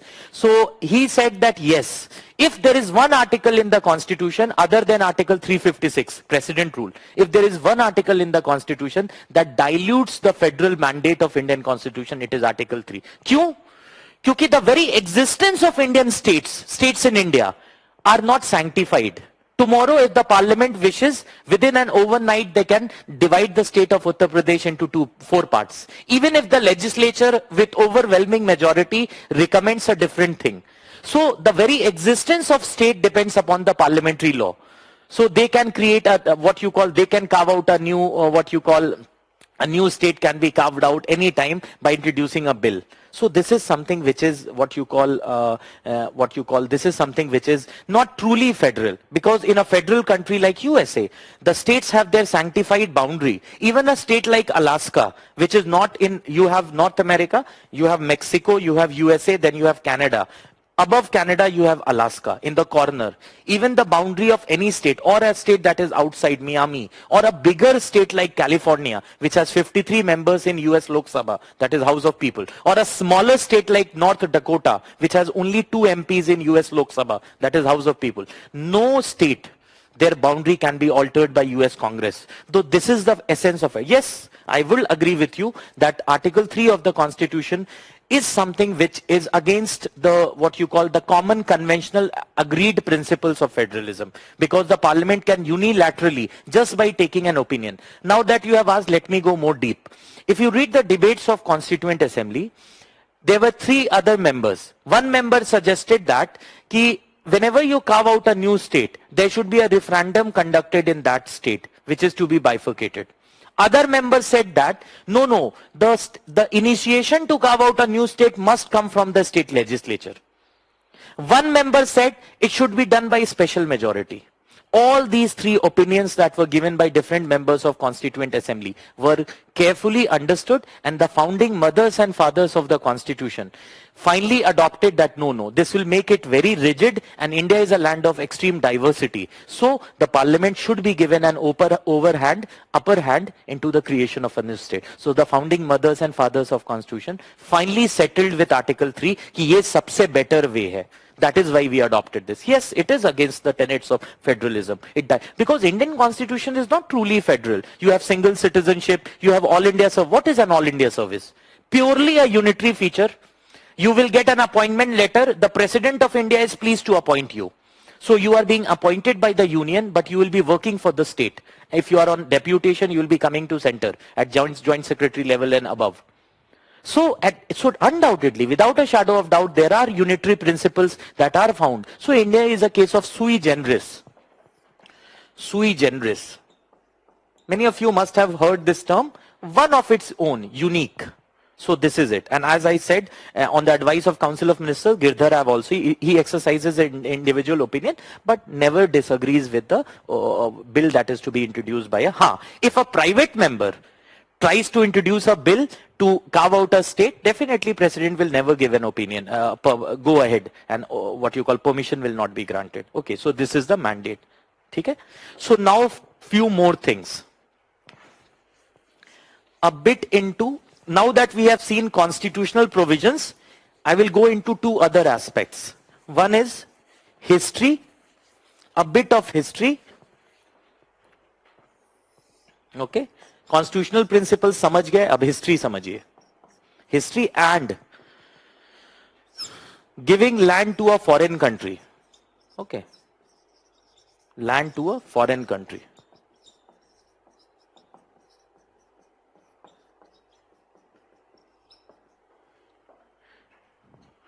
See, ठीक है. We will try to what you call, I'll try to the best that you understand everything. Good is for mediocre people. We pursue excellence. Good is for mediocre people. In UPSC, you should be pursuing excellence. Okay, is history. First of all, when India was carved out, when the Constitution of Indian Republic came into being on 26 January 1950, and on 26 November 1949, even a 2 months before, it was adopted, enacted, finally came into force on 26 January. There were 4 categories of states in India. A, B, C, D. Although this is more of a history thing, you should not go much deeper, but chaliye samajhte hain. A was like governors' provinces, matlab all those provinces where Britishers were ruling, there was a governor, and you know, government of India, although now we are venturing into history, थोड़ा सा history में जाना जरूरी है. There is a Government of India Act 1935. Government of India Act 1935 first time gave provincial autonomy. What is the meaning of provincial autonomy? 2 connotations. One, the provinces derived their existence from the Queen, and secondly, they were elected governments at the state level. So they were chief ministers at the state level. Bipin Chandra, in his book India's Struggle for Independence, writes that for the first time Indian tasted power in real sense. Indians were appointed as chief minister, and CID, which used to haunt the freedom fighters, they became home minister, and CID used to report them. Indians used to roam around the corridors of a secretariat. So for the first time, when provincial elections were held under Government of India Act 1935, in 1937, Indians tasted power in real sense because provincial autonomy was given. Indians became chief ministers. They enjoyed power, first time. Gandhiji said, this power must not become poison. But when Hitler attacked Poland on 1st September 1939, all the Congress ministries resigned and things came back to square one. So all those states where you have governors' provinces, where Britishers were ruling, there was an elected government, they form part of group A. B were princely states, jahan princely states, they accepted the suzerainty of British crown. They accepted ki aapki suzerainty hum accept karte hain, but they gave annual revenue to the Britishers. They were princely states. C is, you have chief commissioners provinces, matlab now union territory, technically. So you call it chief commissioners provinces. And finally D, you have Andaman and Nicobar. So when India got independence, and this was the classification, and now we'll go to history a bit. So there was immediate demand to create states on the basis of language. There was immediate demand ki nahi. Ab most important demand was from Andhra Pradesh, because a great part of Andhra Pradesh was in the Tamil Nadu. So in the older state of Madras. Okay. So they said ki no, we want our own state. Okay. So you must know what was the attempt that was made. First you have Dhar committee. Dhar commission, in fact. Then you have JVP committee. Then you have Fazle Ali committee. Okay. Ab samajhiye.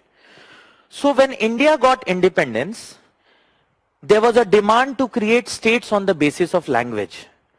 They wanted Andhra people, Telugu speaking population, they wanted to come out of Tamil Nadu, and it's quite language. India is a beautiful country where diversity is there, language is there, and diversity is our strength. India is not a land of melting pot. If there is a question in mains, India is a land of melting pot, comment, no. In a melting pot, what happens? If I make a soup, I will take all the ingredients to make a soup. मैं सारा ingredient. Finally, there will be a soup and all the ingredients will lose their identity. India is not a land of melting pot. India is a land of salad ball. Salad ball. Where cucumber, onion, tomato, all of them stay together without losing their identity. So India is a classic example of salad ball. India is not a land of melting pot where all the cultures assimilate into one. The beauty is our diversity. So there were demands from certain quarters that we want our own state. So first of all, there was Dhar Commission. Dhar Commission said, no, no, no. The country has just got independence and we have monumental challenges before Indian state. You have diversity, you have to keep the political boundary of the country intact. Only 39 villages in the country has electricity. The average life expectancy was hovering in 30s. So monumental challenges were there before Indian state. Now if you create states on the basis of language, then linguistic chauvinism will be too much at display. Matlab linguistic extremeness. Matlab being very particular about your identity. So language based extremeness may come to the fore. So they said no. We do not allow states on the basis of language. No, no, no. First Dhar. But there was demand. There was demand again also. So Congress, not the government, Indian National Congress constituted a committee. The name of that committee was JVP committee. Jawaharlal Nehru, Vallabhbhai Patel, Pattabhi, Sitaramaiah. 3 people. And this was not a government committee. They may ask you a question in prelims to trap you. Which of the following commissions were established by the government to look into linguistic state issue? So these 2 were government, but these were established by Indian National Congress. This is a very meticulous fact. Okay. So JVP committee, I've gone through the brief literature that is available in public domain. They said no. The nation, we are going through a transition phase and at this time, no states can be created on the basis of language. We, nahi, hum accept nahi karte. Both the committees, they said no, no, no. We do not allow states on the basis of language. The classification that is there will go on. And new states will not be carved out. Okay. Later on what happened? There was a man, Potti Sri Ra Mulu. He was a person. He sat on a hunger strike. Potti, P-O-T-T-I, Sri Ra Mulu. So he sat on a hunger strike demanding the state of Andhra Pradesh. So he died on the 53rd day of hunger. There was huge violence in Andhra Pradesh and the government was forced to create the state of Andhra Pradesh. Government created, parliament went ahead and using powers under Article 3, new state of Andhra Pradesh was created. After hunger strike and the person died, AP was created. So predominantly Telangana region, coastal areas of Andhra and areas that were falling within the Madras state. So they were carved out, they were together and they were made Andhra Pradesh. After Andhra Pradesh was created, huge violence erupted in so many parts, some parts of Malayalam speaking population that were in other states, Karnataka, Maharashtra, Gujarat, so many other similar demands started coming. So Nehru ji announced on the floor of the house that we are going to have a commission on this. Justice Fazle Ali Commission. So there were 3 people. Justice Fazle Ali was the chairperson. K.M. Parikkar was one of the members and Hirdaynath Kunjru, H.N. Kunjru, he was the 3rd person. 3 people constituted a commission which is also called as States Reorganization Commission. States Reorganization Commission. After the creation of Andhra Pradesh, this commission was established. So commission went to all the states, looked into the demands, what are your demands, met the political parties, everything. They gave a detailed report. They said one language, one state formula we reject. We reject one language, one state formula. No, it is not compulsory to have every state for a one language, no. Otherwise we'll be having Rajasthan, Haryana, Uttar Pradesh, all the, till Bihar you speak English, Hindi is spoken with dialect is different. So they, even in southern country, states. So they said no, no, no. One language, one state formula we reject. But states can be created on the basis of language. There is a difference between the two. The commission did not say that one language, one state should be created. They said no, one language, one state formula is not there.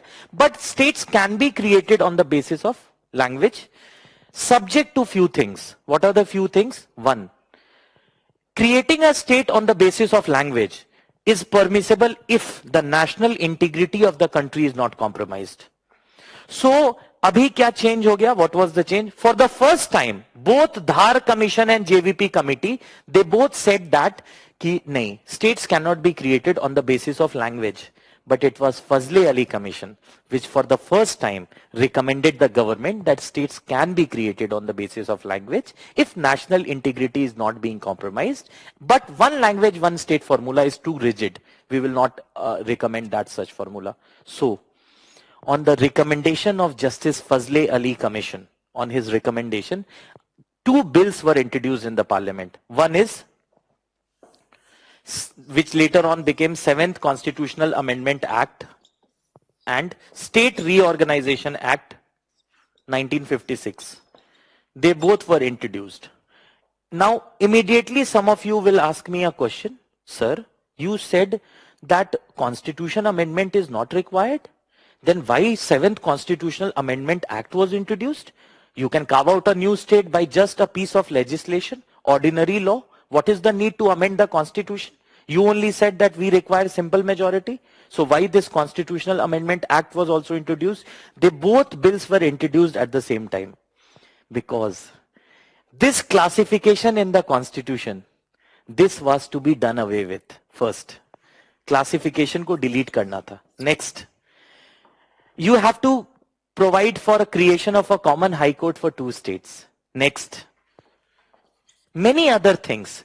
Article 350A, the state shall provide education in mother tongue up to primary level, was added. Article 350B, there should be a special officer for linguistic minorities, a constitutional body. All these things were done through state reorganization, 7th Constitutional Amendment Act, while this classification was deleted forever and 14 new states were carved out, having equal thing. And this was done through State Reorganization Act.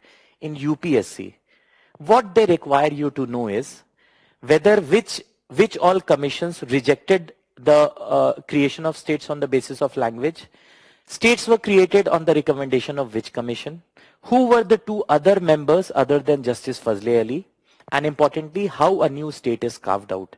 And you may also be briefly knowing that why a constitutional amendment bill was also introduced along with State Reorganization Act. Okay, so both the things were introduced which led to the creation of 14 states. And finally, all these after that, तो फिर तो खुल ही गया, फिर so many states were later on year by year they have been incorporated and they have been carved out. Recently we had Jammu and Kashmir. State was divided into two union territories, that is the Union Territory of Jammu and Kashmir and the other Union Territory of Ladakh. That is the understanding. Okay, so this is with respect to history. Now we'll come to the second topic, but I want to dictate before that. Okay, so I will be taking few questions. If you have questions with respect to this, please forward it to ma'am. Okay.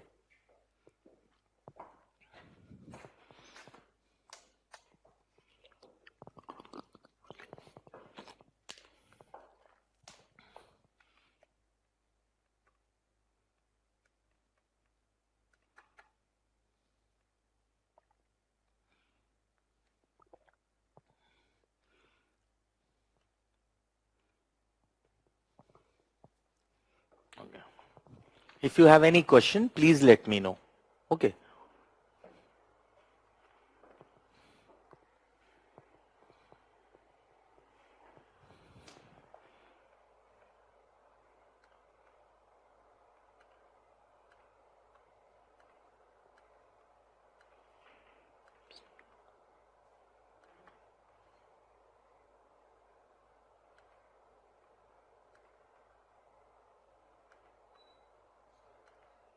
Okay. Anju is asking a question. Sir, why is it necessary to take the opinion of legislature? Because in the end, their opinion does not matter. See, this was also discussed in Constituent Assembly.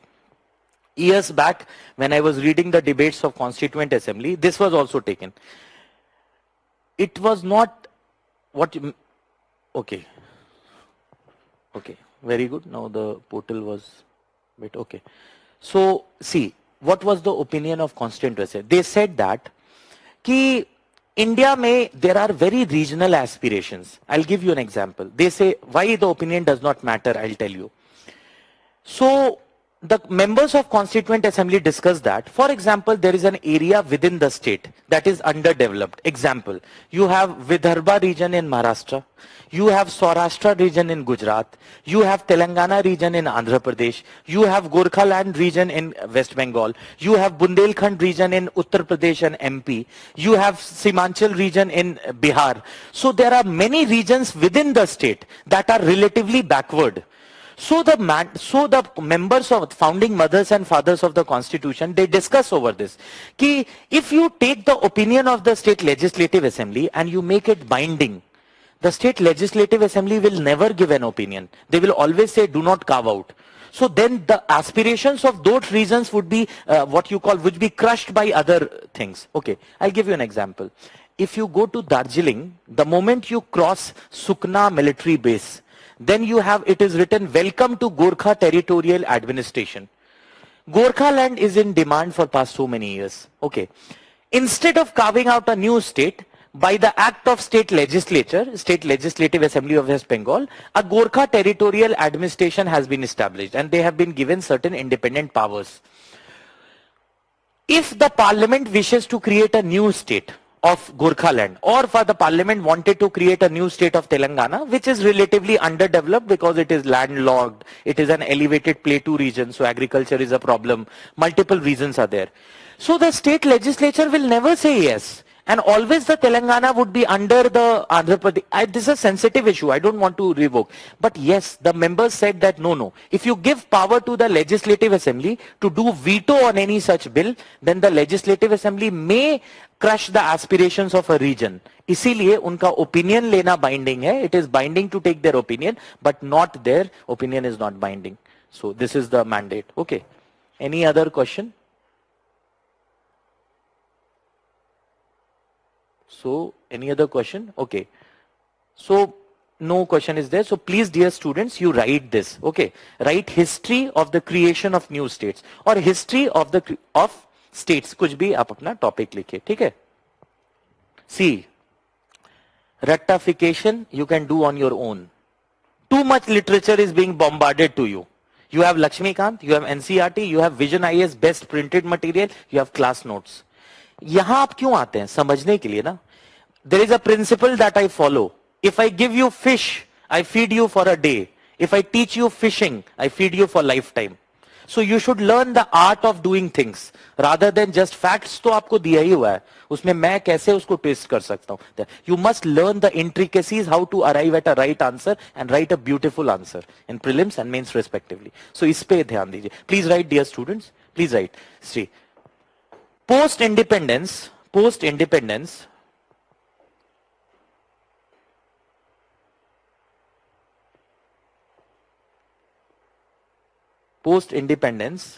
the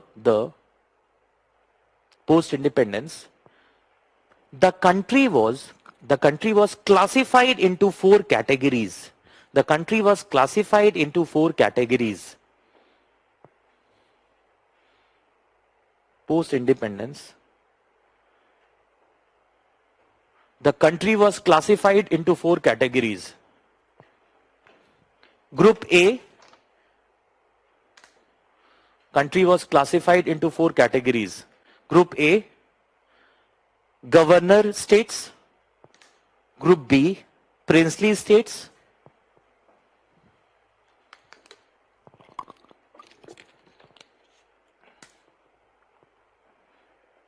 Governor state, princely states. Group C, chief commissioners provinces. Chief commissioners provinces. And Group D, Andaman and Nicobar. Full stop.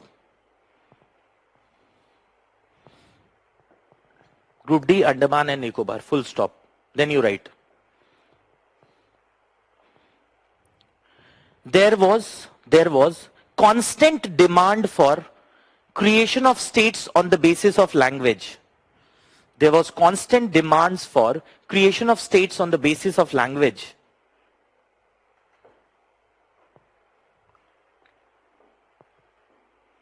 There were constant demands for creation of states on the basis of language.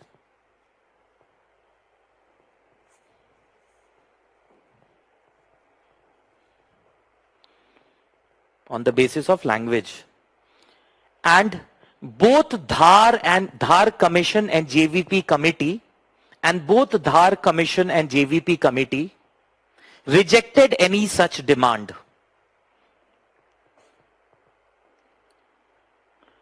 And both Dhar Commission and JVP Committee rejected any such demand.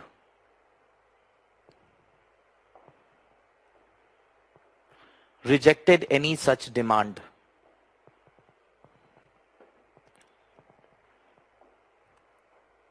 Full stop. The creation of Andhra Pradesh led to violence and similar demands elsewhere. The creation of Andhra Pradesh led to violence and similar demands elsewhere.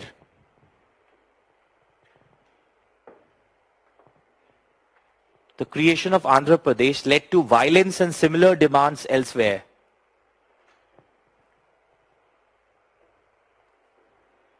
Led to violence and similar demands elsewhere.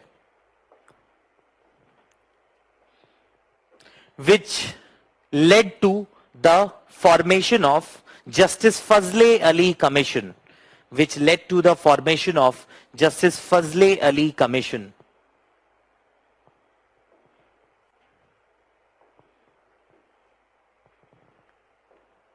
Which led to the formation of Justice Fazle Ali Commission.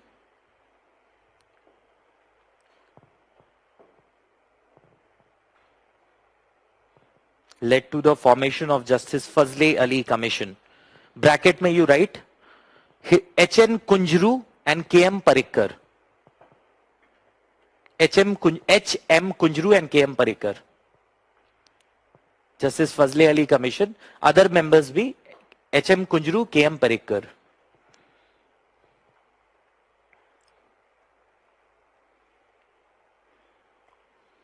Okay. Close the bracket and write. The commission. So you write Fazle Ali Commission. So K.M. Panikkar and H.M. Kunjru. ठीक है, अब write. The commission went into detail the demands of linguistic states. The commission went into detail into the demands of linguistic states. The commission went into detail into the demands of linguistic states.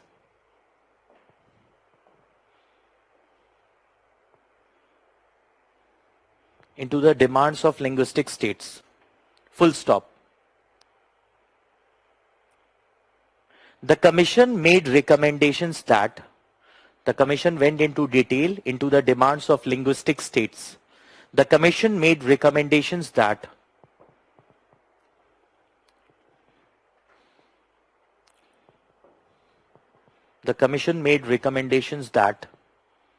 A. One language, one state formula is not acceptable. A. One language, one state formula is not acceptable.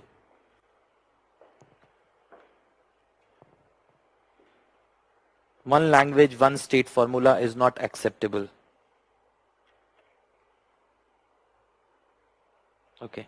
Just after this, we'll take a break. Don't worry. Some of you may have got exhausted. Don't worry. I'm really sorry. I couldn't track the, what you call this thing, this watch. So sorry. I'll take a break. Don't worry. Okay. Get engrossed and completely forget. In fact, 3 hours, many times I exclude the limit, cross the limit, but I'll take a break. Don't. I'm not that Mephistophelian or that Lucifer. I'm a genuine humane person. Okay. So you write one language, one state formula is not acceptable. B. States can be created on the basis of language. States can be created on the basis of language. States can be created on the basis of language.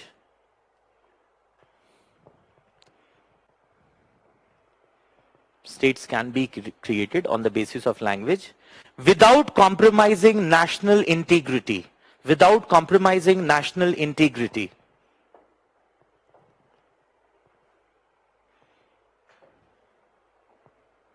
Without compromising national integrity.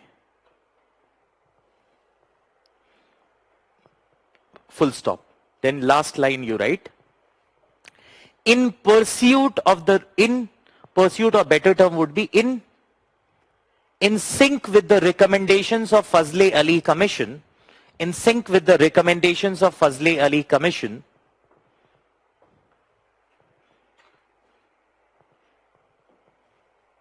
in sync with the recommendations of Fazle Ali Commission,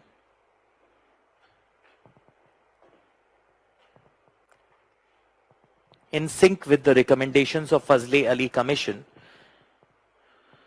7th Constitutional Amendment Act and State Reorganization Act 1956 was passed by the Parliament. In sync with the recommendations of Fazle Ali Commission, 7th Constitutional Amendment Act, Act with capital letter A, never with small letter. In sync with the recommendations of Fazle Ali Commission, 7th Constitutional Amendment Act, 7th Constitutional Amendment Act and State Reorganization Act 1956 was passed by the Parliament. State Reorganization Act 1956 was passed by the Parliament. Okay. Bracket may you also write, it is also called as Boundaries Commission. Close the bracket, because in some exams, in state PSC exams, they ask that what is a boundary commission. So you write in the bracket, it is also called as Boundaries Commission. It is also called as Boundaries Commission. Okay. So the legislative enactments carved out 14 states, the legislative enactments. So you write Boundary Commission, close the bracket and write the legislative enactments carved out 14 states, C-A-R-V-E-D, carved out 14 states, comma, created the Officer of Special Linguistic Minorities, Special Officer of Linguistic Minorities, SOLM, carved out 14 states, created Special Officer for Linguistic Minorities,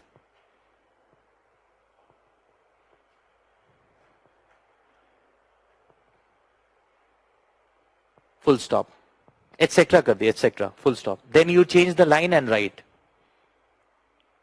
Later on, many new states have been carved out using Article 3. Later on, many new states have been carved out using Article 3.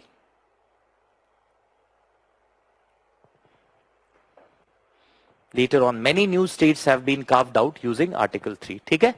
So this was the entire nomenclature, how a state is carved out, how a state is created.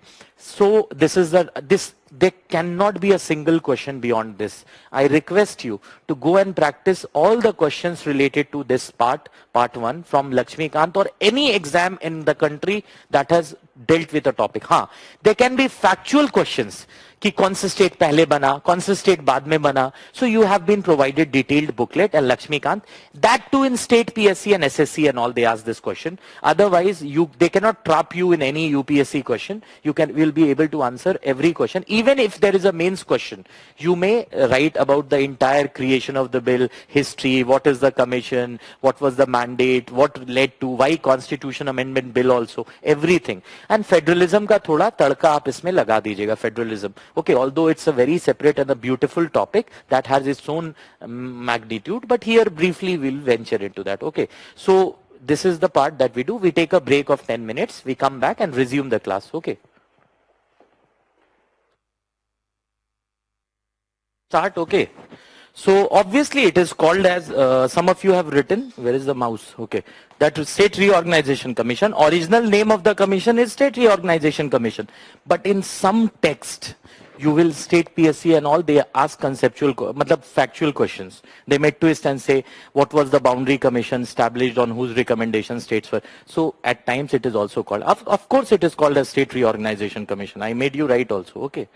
So I will not, questions will not take from the portal, because I have taken this in other batches, so many batches, and then it is an endless pursuit. I would love to take, what we can do is, after the class, I'll give 15 minutes. Okay. You can ask any question. Okay. No problem. Okay. Yes, it is called as State Reorganization Commission, but I made you write boundary also. State Reorganization Commission to likha hi hai aapne, you have written. But it is some places they will boundary commission and everything, what you call technically. But real name is not boundary commission. It is in fact factually incorrect also. But in some one day exam they may twist you. The name of the commission was State Reorganization Commission, headed by Justice Fazle Ali, Justice Syed Fazle Ali.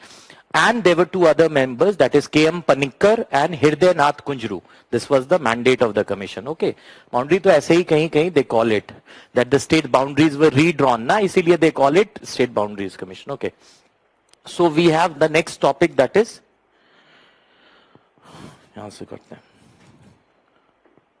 Seceding of territory to a foreign. Seceding of territory to a foreign country. Foreign country. Okay. Okay.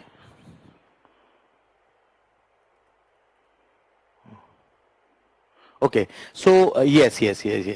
They call it. Okay. So we should start. It is the official name of the commission, undoubtedly State Reorganization Commission. In some text, in some places they call it boundary, because there were many other boundary commissions also. Just gave you as an insight so that you don't get confused if they replace the term. Okay, seceding of the territory to a foreign country. So what is the mandate of the Constitution? Okay, so mandate of the Constitution is that it is Article 3 of the Constitution was something which needs to be interpreted. Okay. How it has to be interpreted, dear student? So it is presidential, you know about okay, judiciary I'll be taking. So advisory jurisdiction. First you understand this. Advisory jurisdiction. Okay. Jurisdiction. So many a times you will see a statement that is before a case. For example, Berubari Union. Berubari Union. You will also see third judge's case. You will also see third judge's case. Okay. So you will also see like recent killing of the judge ADJ of Dhanbad. So whenever you see term before any case, it means either it is an advisory jurisdiction where the president has sought an advice from Supreme Court, or the Supreme Court has taken suo moto that particular case. For example, security of judges and the killing of ADJ of Dhanbad. So in newspapers it was called as So means there has been some reference, somebody mentioned before the court or the president takes an opinion. So the name of the case is Berubari Union case. Okay. Before we understand this case, let me get an insight into your minds to check whether you have understood certain things or what is it. Okay. First of all, you tell me that what is the majority that is required to create a new state? What is the majority? I want answers from your end. What is the majority that is required?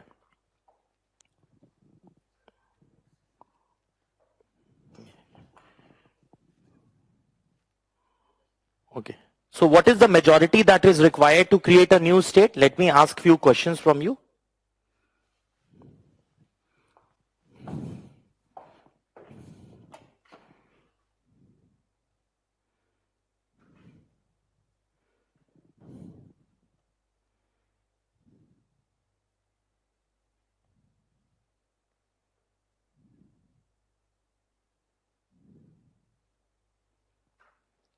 Okay.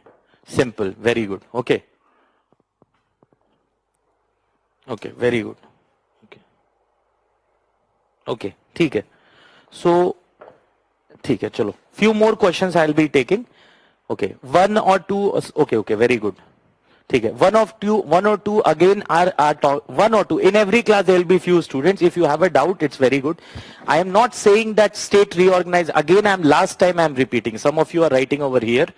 Last time I'm repeating, the name of that commission is not Boundary Commission. The name is State Reorganization Commission. We know that. I've gone through the entire report also, whatever is in public domain. Only saying that in some books, they refer to Boundary Commission, Fazle Ali Commission ko bhi Boundary Commission keh dete hain. But we all know that the independence of India, after India Independence Act 1947, there was a Boundary Commission established to divide Pakistan, Punjab and Bengal. So Radcliffe Commission. Okay, that is the original Boundary Commission. Only I said that many books they ask which was the Boundary Commission constituted to reorganize states. Then you may say Fazle Ali Commission. Otherwise, original name is State Reorganization Commission. Okay, now simple majority. Few more questions. Can a private member introduce a bill to reorganize a state or alter the boundary of a state? Can the same be done by a private member? Who is a private member? Any member who is not a minister. Any member who is not a minister is a private member. Can a private member introduce a bill to reorganize a state or alter the boundary of a state? Can he do that? Okay, let me know, please.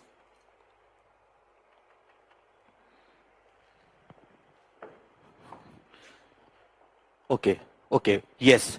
Okay, ठीक है, चलो, yes. Ideally can, yes. No, nahi, no किसने कहा? No, nahi, please nahi. Yes, but he has to get the permission of president. Even a private member can introduce a bill, but he has to get the permission of president. Okay, next thing.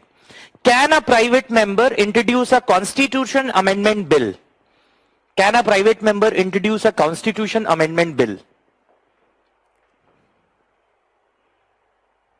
Yes, okay, ठीक है. One last question I'll ask to let you understanding that, okay, so what is whether the term territory of India, is broader than the term union of states? Why the term territory of India is broader than the term union of states? What is your answer? Don't say no. Even a private member can introduce a constitution amendment bill. So many times private member introduce, although the house never gives them permission. So you have to take the permission of the house. Even without a shadow of doubt, even a private member can introduce a constitution amendment bill, but the house will not give permission to introduce the bill. So don't say no. Okay. ठीक है. Just tell me why the term territory of India is broader than the term union of states. What is the answer? Why do you think so?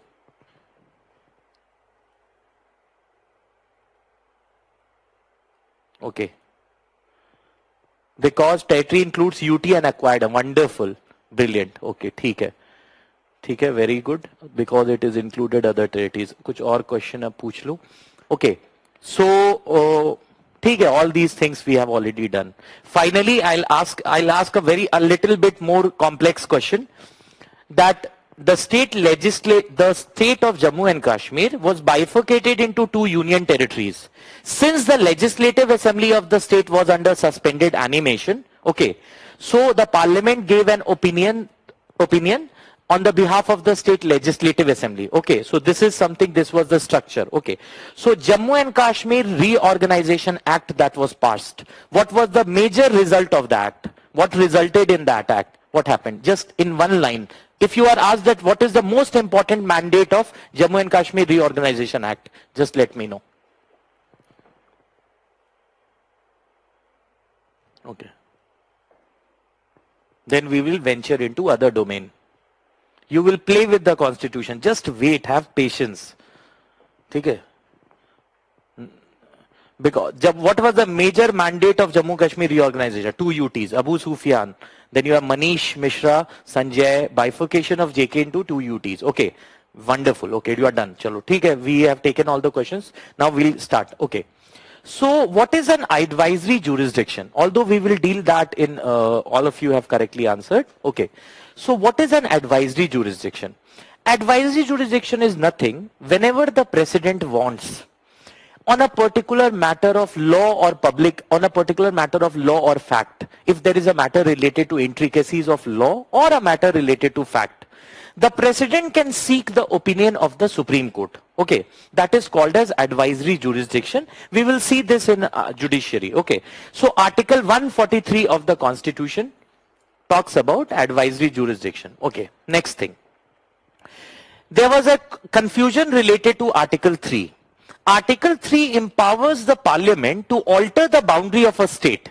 So for example, if this is the state of Punjab, okay, so erstwhile state of Punjab, former state of Punjab had Pakistan state of Punjab and Indian state of Punjab. You know, there is a Punjab also in Pakistan, and Amritsar and Lahore are twin cities. Like you have Delhi and Greater Noida, or Delhi and Noida, exactly in the same way you have Amritsar and Lahore, they are twin cities.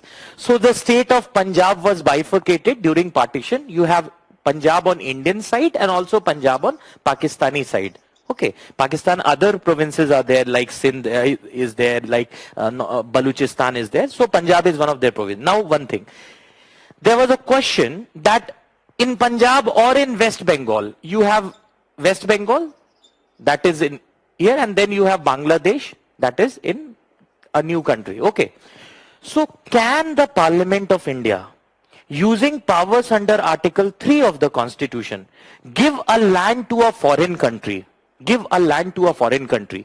Because if the Parliament of India is giving a land from Punjab, Indian Punjab, to this side, or if the Parliament of India giving land from West Bengal to, or the government through a notification or anything, so what is the current status? This question was referred to the Supreme Court, that how land can be ceded to a foreign country. This is a very complex question.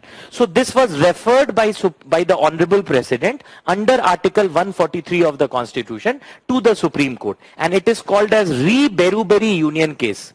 Re-Beruberi Union case. Beruberi Union case. That whether using powers under Article 3 of the Constitution, altering the boundary of a state, can the boundary of a state be altered to the extent that some part will be given to Bangladesh or some part will be given to Pakistan? Anything. Bangladesh was not even created there. This was in 1959. Just telling you that can Article 3 be used to give. So Supreme Court gave a detailed advice in Re-Beruberi Union case. They said Article 3 of the Constitution does not empower the Parliament of India or Union Executive to give a land to a foreign country. No, Article 3 does not empower. First thing. Second thing, if the Union wants to cede a territory to a foreign country, then they have to bring a constitutional amendment under Article 368 of the Constitution. Then only they can give a land to a foreign country. So you have to bring a constitutional amendment, get it passed by 2/3 majority, absolute majority plus 2/3 members present and voting, both the mandate. Then only you can give land to a foreign country. Second thing. Third thing, in one of the opinions, Supreme Court said, if there is a small adjustment, of land between two countries, that can be done by an executive order.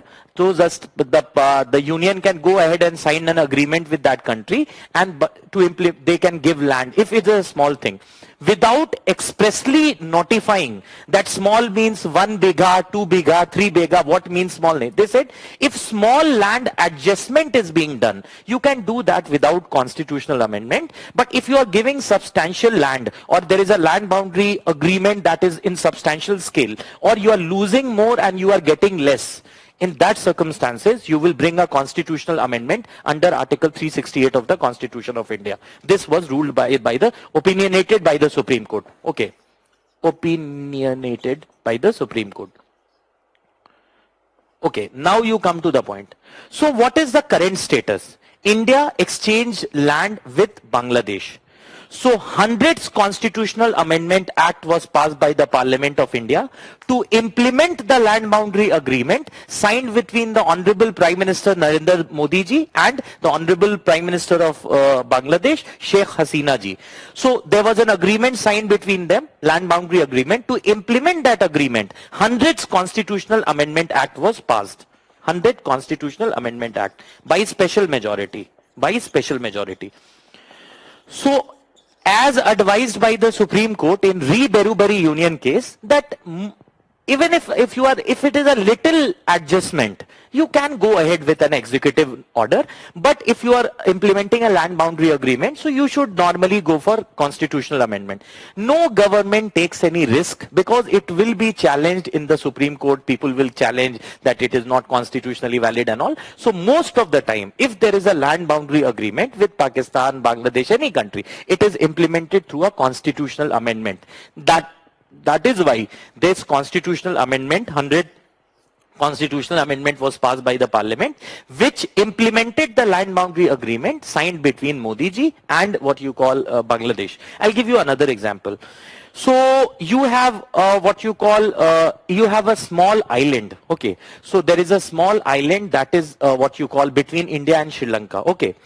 So in India, as a matter of gesture and magnanimity, bada dil rakhna, they recognized that this island belonged to Sri Lanka only. They recognized. Okay. So I am just forgetting the name. That is what you call, I have taught in international relations.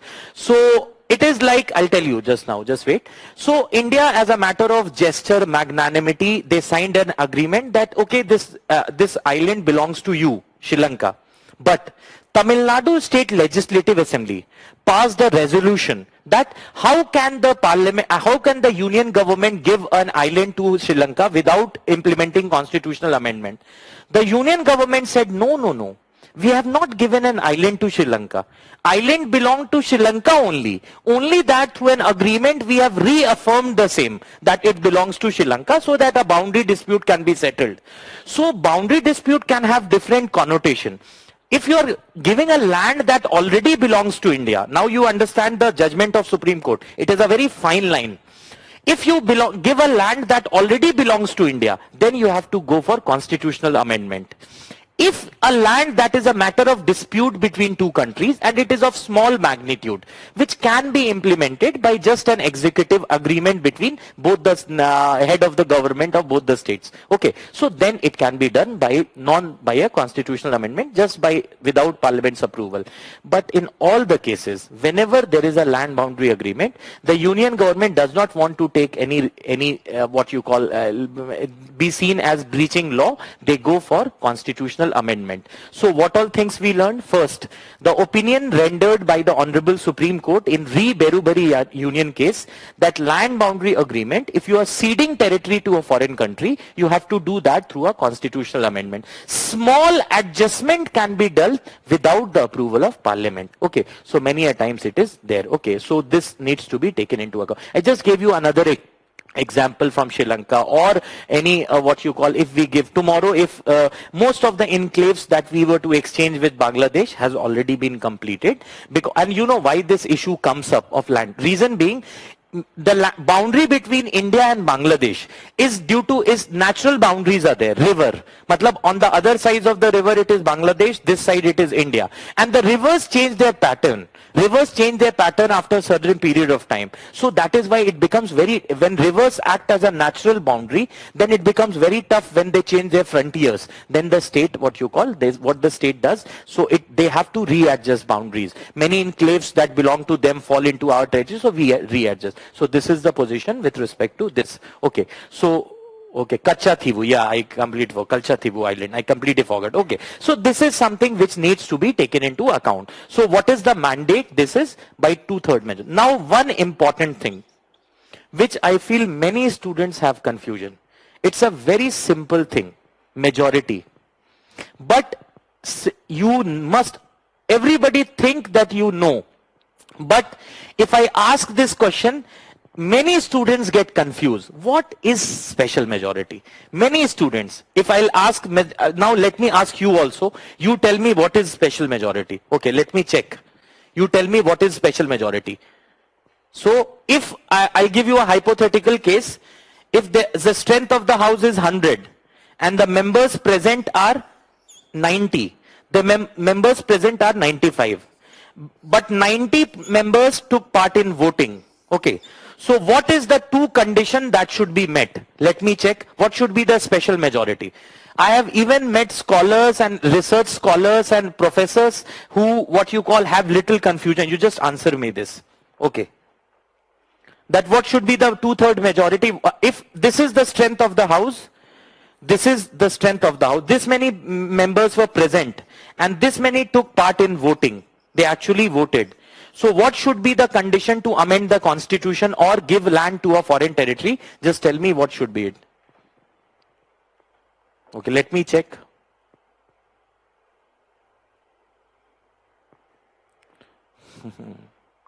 Okay, see, I'm getting so many, always have confusion about all majority. I know ना, two-third, इसीलिए मैं बोल रहा हूं, आता सबको है, पर confusion है.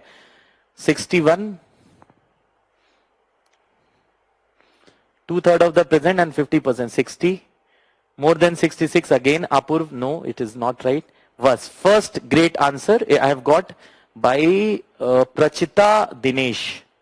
Okay. 50% of the total seat, total strength, and no person voted. Two-thirds of the members present and voting, and this is 45. Again, it is wrong, Girdhar. Okay. Two-thirds of the 67. No. Please avoid this confusion for life. Today, I'll clear that. You will remember. Please remember. Whenever you want to amend the constitution, there are two conditions that need to be fulfilled. First condition is absolute majority. Absolute majority. Absolute majority, so many of you have answered, some of you have correctly answered. 60 and greater than 51. Keshav, excellent. Okay, very good. Okay, 61, 61, nahi, galat hai. Sir, please explain the majority. हाँ, मैं जानता हूँ ना, मुझे मालूम है, I have taught more than 65 batches, 10,000 students, 70-80 batches. So I know ना कि ओके आई नो. अब सुनिए, कोई बात नहीं, हम लोग सीखेंगे. क्लास का पर्पस क्या है? सीखना. Should not be in a tense. Two-third and very good. Sagareka is also correctly answered. Okay, now you come. If 100 is the total strength of the house, okay, Adil Beg, more than 51. Now Girdhar. Okay, now I have taken. I will disable now. Okay, because we cannot continue teaching. Okay, thank you so much, students, for your response. चलिए आते हैं. चलिए. Absolute majority, both the conditions should be fulfilled. So first condition is absolute majority. What is absolute majority? Total strength of the house ki majority. So what is the total strength of the house? Total strength of the house is 100, majority is 51.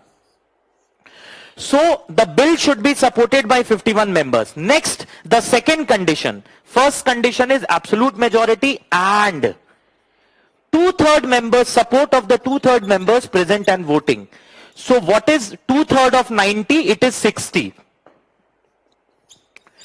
So both the conditions should be met. Absolute majority should also be met, and finally whichever is the bigger number among the two, that will be taken. Okay.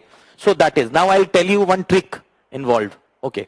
So both the conditions, absolute majority, matlab majority of the total membership of the house, and then you have two-third members present and voting. 90 ka two-third hoga 60. Whichever is the bigger number, it will be taken.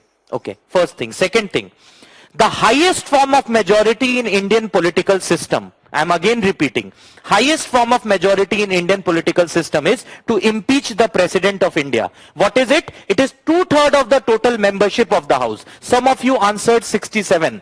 So if the total strength of the house is 100, irrespective of the people who are present and everything, nothing will be counted. The two-thirds of the total membership of the house is 66.66, which means 67. So you need 67 members to impeach President. Impeach President. So the impeachment of President is the highest majority that is required in Indian political system. India के political system में इससे strong majority कहीं नहीं है. To impeach, it is two-thirds of the total membership of the house. Irrespective of the people who are present, who voted, who didn't come, who are absent, death or vacancy, anything, hardly matters. Two-thirds of the total strength of the house, this is 67. But to amend the constitution, you have absolute majority. That is majority of the total strength of the house. Total strength is 100, so absolute majority will be 51, always. Just taking a hypothetical number. And two-thirds of the members present and voting. So on that day, 90 members were present and they voted. So two-thirds will be 60. Whichever is the bigger number will be taken. Now one last thing. Some of you will think, What is the need to write absolute majority? If you write only 2/3 members present and voting, so 60 will always be bigger than 51. What is the need to bring both the criterias? अगर आप 2/3 लिख दीजिएगा तो ये तो include हो ही जाएगा. इसको लिखने की क्या जरूरत है? है जरूरत. I'll tell you. For example, only 60, the strength of the house is 100.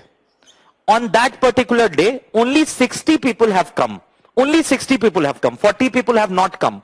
So on that day, 60 people came and all of them voted. All of them voted. So what is the 2/3 of 60? 2/3 of 60 is 40. So if you have only this criteria that 2/3 of the members present and voting should support, so if there are 60 members, 40 members can amend the constitution, which is very wrong. That is why both the conditions have been added. First thing is absolute majority, 50% plus 1, so it is 51 members must support the bill. And then this is less than 51, so chalo, 51 will amend the constitution. On that day only 60 people have come. So this is it. So both the conditions should be fulfilled. You know, this is very, very important. So this is called special majority. Please, बहुत ज़्यादा confusion है बच्चों में. Always remember, simple majority is for ordinary bill. The highest form of majority, that is special majority, is to remove the president, the impeachment of president. Special majority can be classified into 3 parts. One, within a special majority भी 3 part है. पहला, impeachment of president, it is 2/3 of the total membership of the house. Next, amendment of the constitution, absolute majority plus 2/3 of the members present and voting. This is the second form of special majority. And third, special majority along with the consent of states. Special majority bhi or state ka consent bhi. Example, on Sunday I was taking that lecture.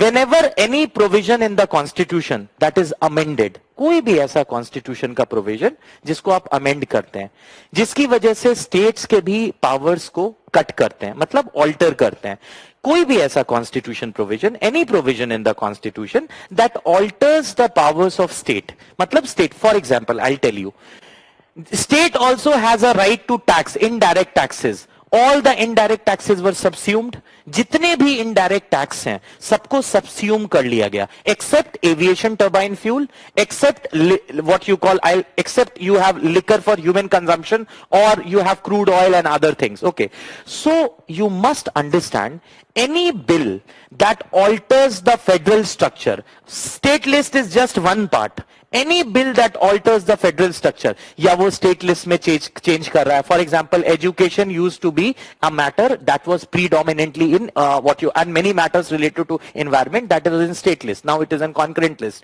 Now agriculture is in a state list. There is a demand that it should be brought in concurrent list. So please remember, don't ask questions in the middle. That's why I disable. Otherwise, many students would get disturbed. I know, I respect your questions, but we have to take everyone along. Okay. I'll ask. Okay. So please understand, what kind of special majority is there? There are 3 kinds of special majority technically. So what is the definition of special majority? Right definition of special majority, any majority that is not simple is a special majority. This I am not saying. This is a settled, what you call in law, this is a settled thing, that any form of other than simple is special. Within special you have 3 classification. 1, impeach the president, 2/3 of the total membership of the house. To amend the constitution, absolute majority plus 2/3 members present and voting. And third, if you want to alter the federal structure of the country, if you want to take one subject from state list and add this in concurrent list or union list, anything of that sort which you want to do, you have to have this majority in parliament, and it has to be approved by not majority of the states, half of the state legislature. Half of the state legislature. Example, 101st Constitutional Amendment Act, Goods and Services Tax 101st Constitutional Amendment Act, which created Article 279A GST Council and amended Article 246 of the Constitution. The act was approved by half of the state legislative assemblies. India में 28 legislative assemblies state में है, half should approve.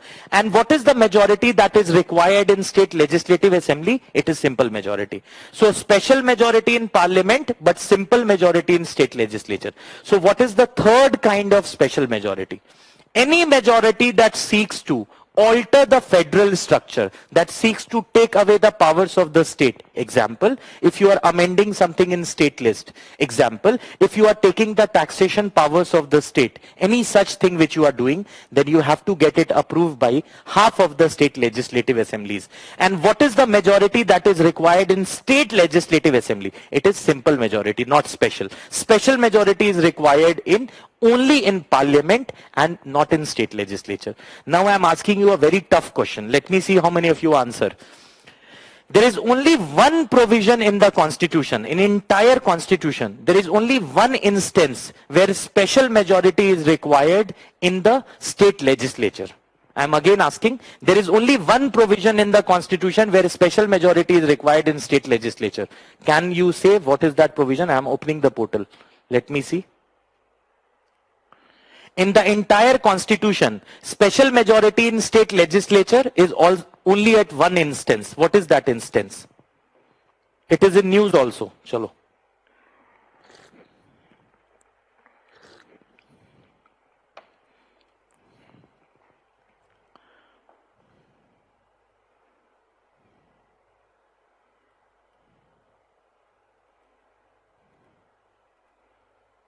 I know.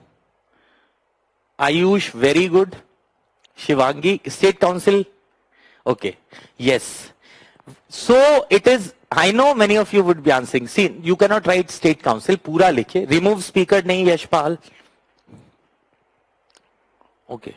State Council. हाँ ठीक है. Very good. Very good. Wonderful. Good students. Very good. See.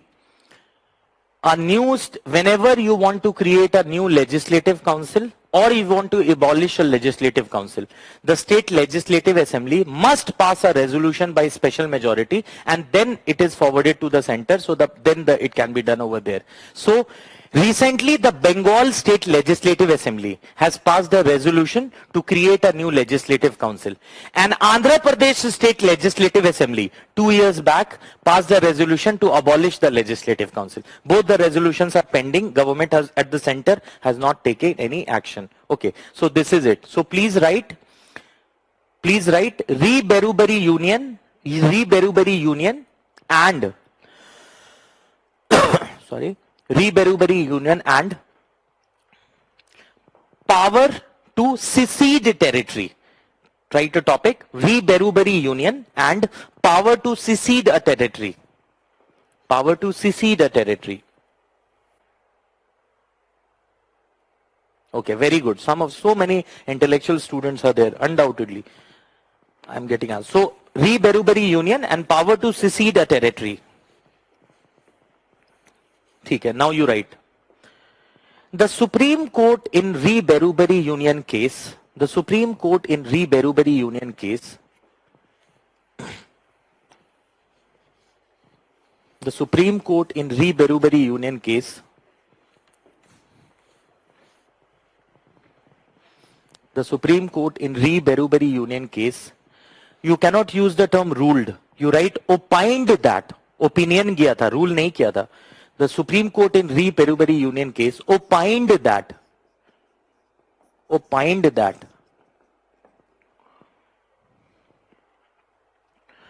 no territory can be seceded to a foreign country. No territory can be seceded to a foreign country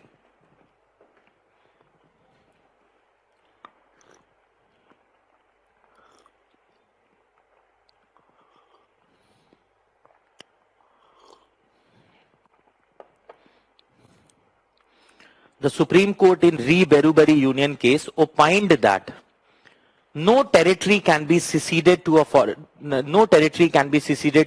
country by simple majority using Article 3. by simple majority using Article 3.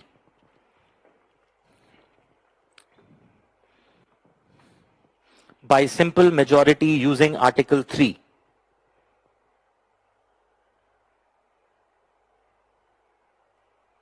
Okay, next you write. By simple majority using Article 3, full stop. Next line. The apex court, whenever I use the term apex court, who is at the apex? It is Supreme Court. Top पे बैठा है तो apex court भी कहते हैं. The apex court opined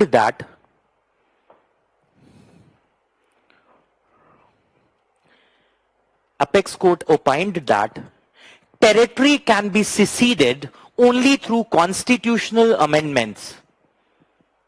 The apex court opined that, OPINED. The apex court opined that territory can be seceded only through constitutional amendments. Territory can be seceded only through constitutional amendments.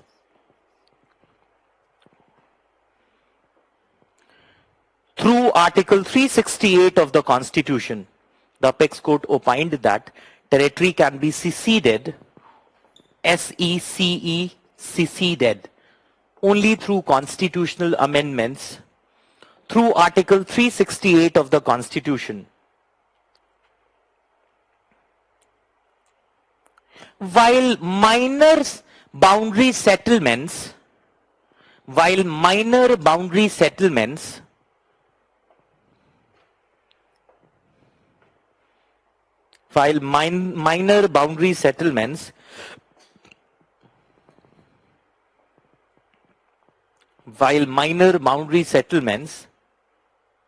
can be concluded through executive action. While minor boundary settlement can be concluded through executive action, full stop.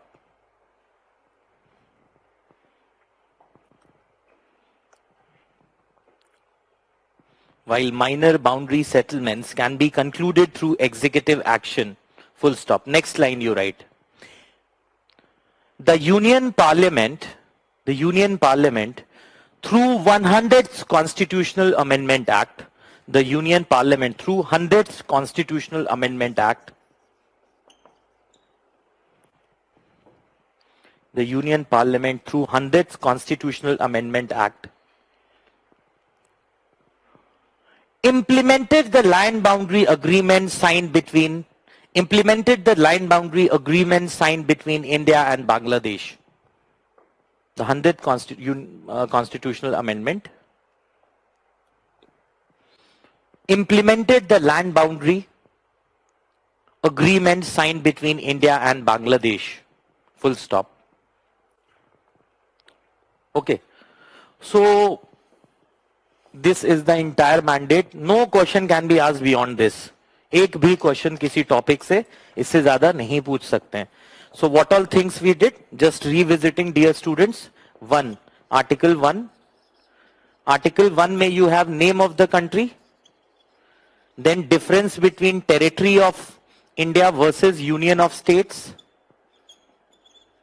Then why do we use the term Union of States and we did not use the term federal? Okay. So this is it, difference between this.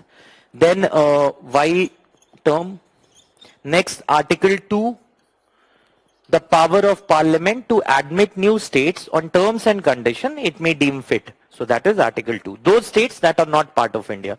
Then you have Article 3, the power of Parliament to alter the boundary of a state, change the name of a state, anything. So the bill only after the President's approval. President will send the bill to state legislature.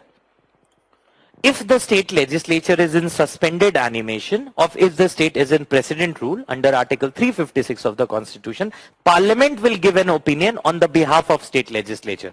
Okay. Then you have President, state legislature, and then you have permission by the President and simple majority.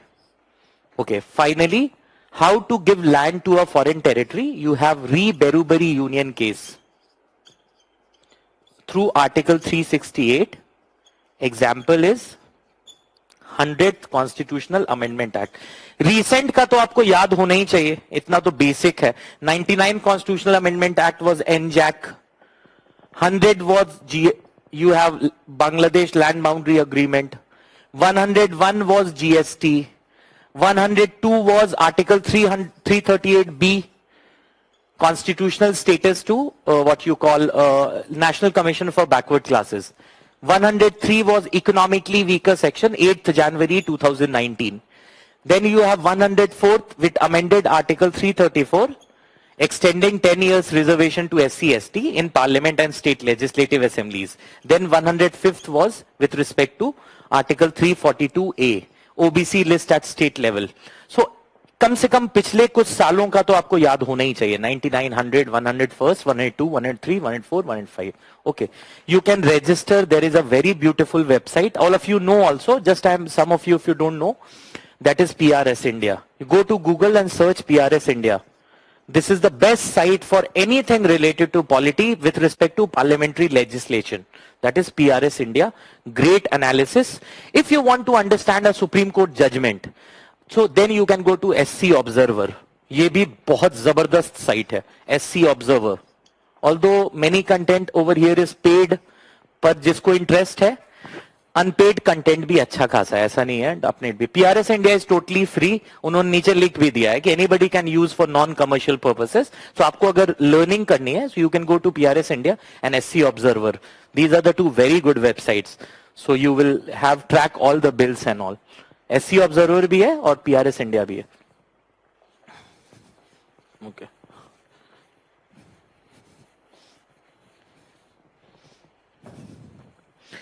So this is it. Now we'll go to another topic, that is emergency. Okay.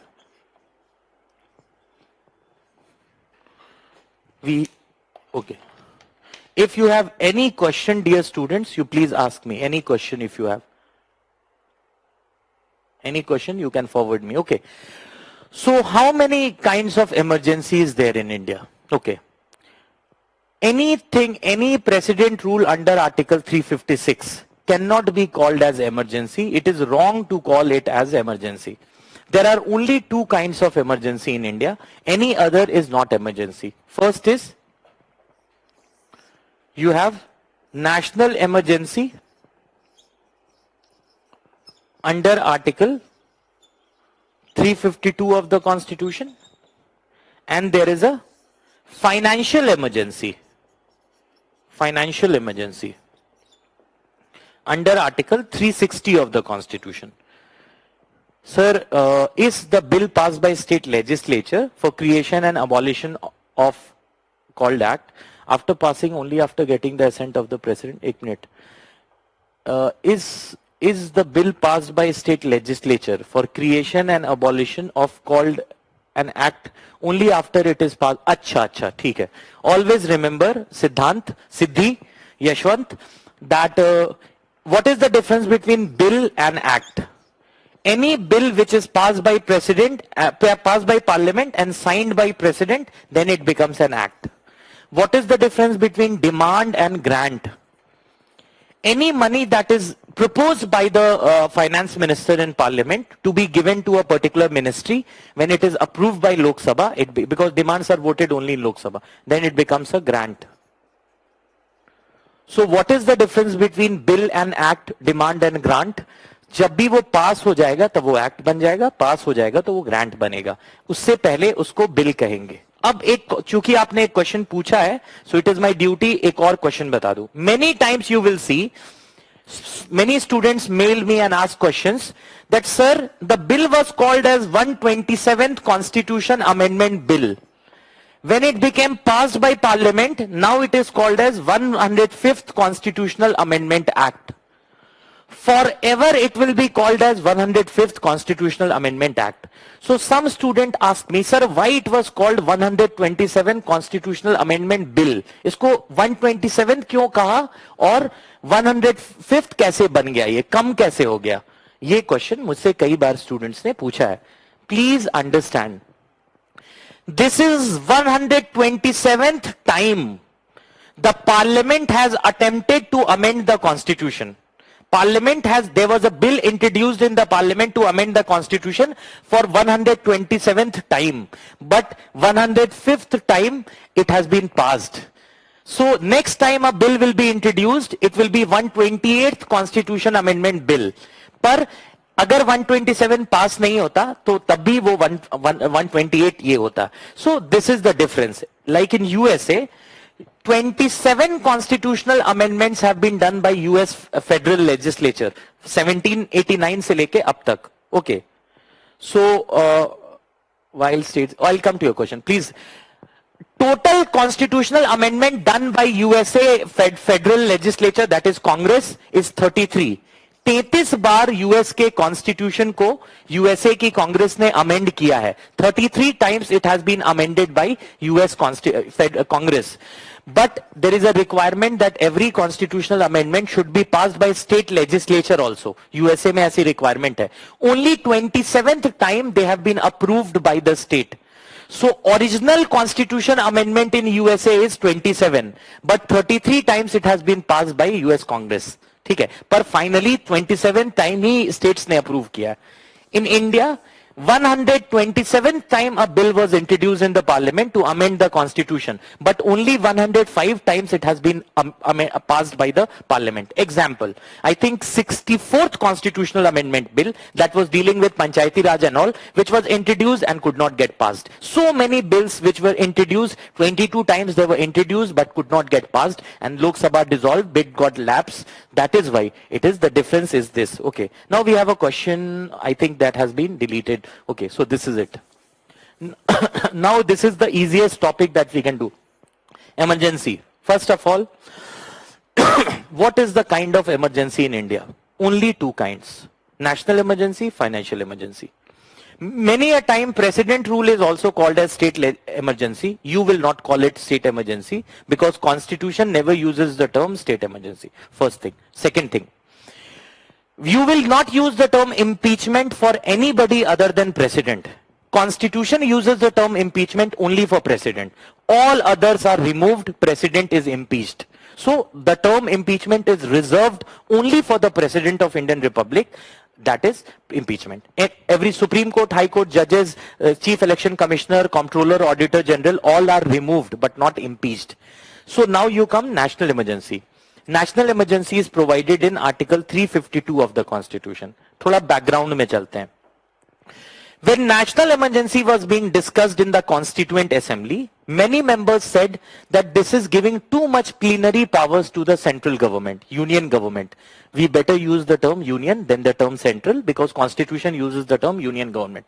So many members said that this is against the idea of federalism, that the union government is empowered to such extent that it can even legislate on state list, it can even direct the state outside the normal ambit.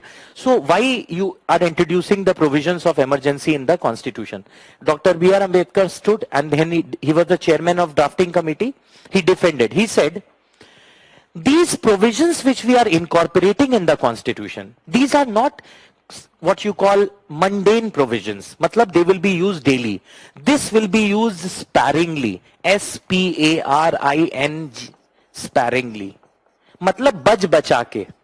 He even went to the extent of saying that although Article 356 talks about precedent rule, but I am sure it will never be used. It will remain dead letter in the constitution. It will never come to life. It will not be used. Sorrowfully, it has been misused by all the governments. Okay, and there are Supreme Court cases also.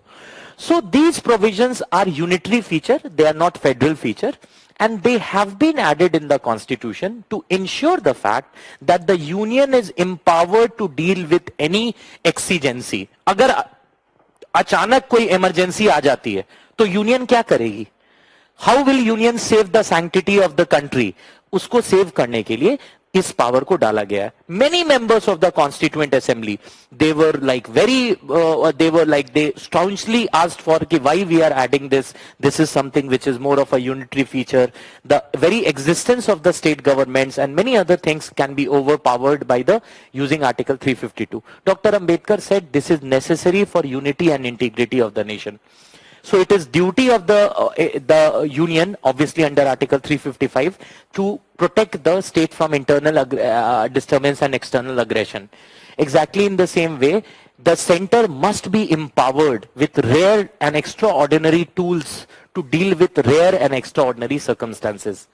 Although the provisions of national emergency on 25th of June 1975, in the intervening night of 25th June 1975 and 26th June, the then Prime Minister of India, Honorable Prime Minister Mrs. Indira Gandhi, made a recommendation to the President Mr. Fakhruddin Ali Ahmed to impose national emergency, which has been under great what you call controversy. That is a different thing. We will see everything related to it. So what are the provisions that are added in the Constitution? That is national emergency and financial emergency. Okay. Third thing. Whether financial emergency has been imposed in India ever? No. We had forex crisis in 1960s. We again have somewhere around mid 70s also there was a crisis, and the big crisis that was looming in 1991 when the new Congress government came to power, and on 24th July 1991, Dr. Manmohan Singh as the then finance minister presented the budget. So India was facing emergency that was predominantly of liquidity crisis, and IMF we went for what you call for forex crisis, foreign exchange crisis, because we're not having foreign exchange to pay for our imports. So even if India went through all these crises in 60s, 17 and finally the bigger one in 1991, God, by the grace of God, we have never imposed financial emergency. What are the grounds? We will see comprehensively. When the credit of India is challenged, or there is what you call financial stability is threatened, or credit of India is challenged. We have examples like Greece. In 2012, the Greece government that gave bonds to the people and the institutions, ki you take bond, I'll pay you after 3 months, they were not able to pay. So there was sovereign debt crisis. Sovereign was faltering on its debt. So there was sovereign debt crisis. By the grace of God, we have never imposed financial emergency. In fact, right now our forex is hovering somewhere around $600 billion, which is too much. So we are able to, just because of multiple reasons, we have been doing exceptionally well. Okay. So what are the grounds on which national emergency can be imposed? It is written in the Constitution. कि इसी ground पे लगेगी और किसी ground पे नहीं लगेगी. ये Constitution में लिख रखा है उन्होंने कि emergency लगेगी तो इसी 3 ground पे लगेगी. पहला, external aggression. दूसरा, war. तीसरा, armed rebellion.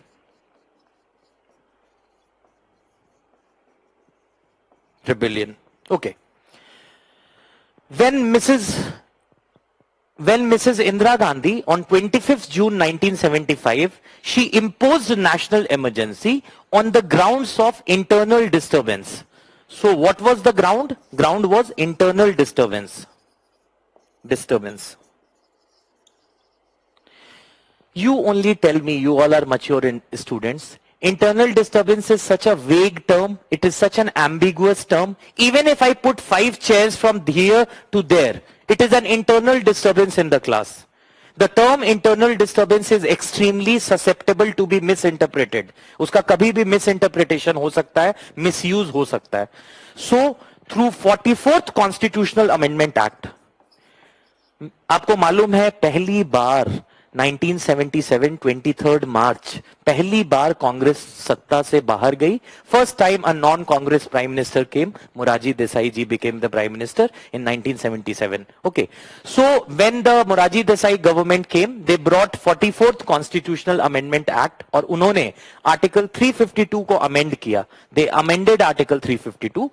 Instead of the term internal disturbance, which is a vague term, which is an ambiguous term, which is a term that can be misused, इसको हटाया और नया term add किया, that is armed rebellion. क्यों? The term armed rebellion has finality. इसमें objectivity है, subjectivity नहीं है, objectivity है, and it has certain limit connotations. Okay, so it is armed rebellion. Okay, so we have time. Just we'll discuss this when we'll wrap up the conversation. We'll continue tomorrow. Okay, then armed rebellion term was added. Then the term war and external aggression. What is the difference between the term war and external aggression? दोनों तो एक ही है? नहीं. If India is not doing anything, not even planning to go in fighting anybody, a country that enters into our territory and it is aggressive, there is an aggression from outside, we are not prepared, we have not done anything, we have not gone on war also, there is no mutual conflict, unilaterally somebody's external aggressor is coming to your landscape by any means, it is external aggression. Because there can be any confusion, that Constituent Assembly debated this term and they said we should add both the term. External aggression also, war also. War means if India has initiated a war, if both the countries are in full-blown conflict. External aggression, although the word war was sufficient, but to avoid any confusion, they added both the term, external aggression and war. External aggression means we have not done anything. They are aggressively intruding into our domain and we will be replying, then there would be a war.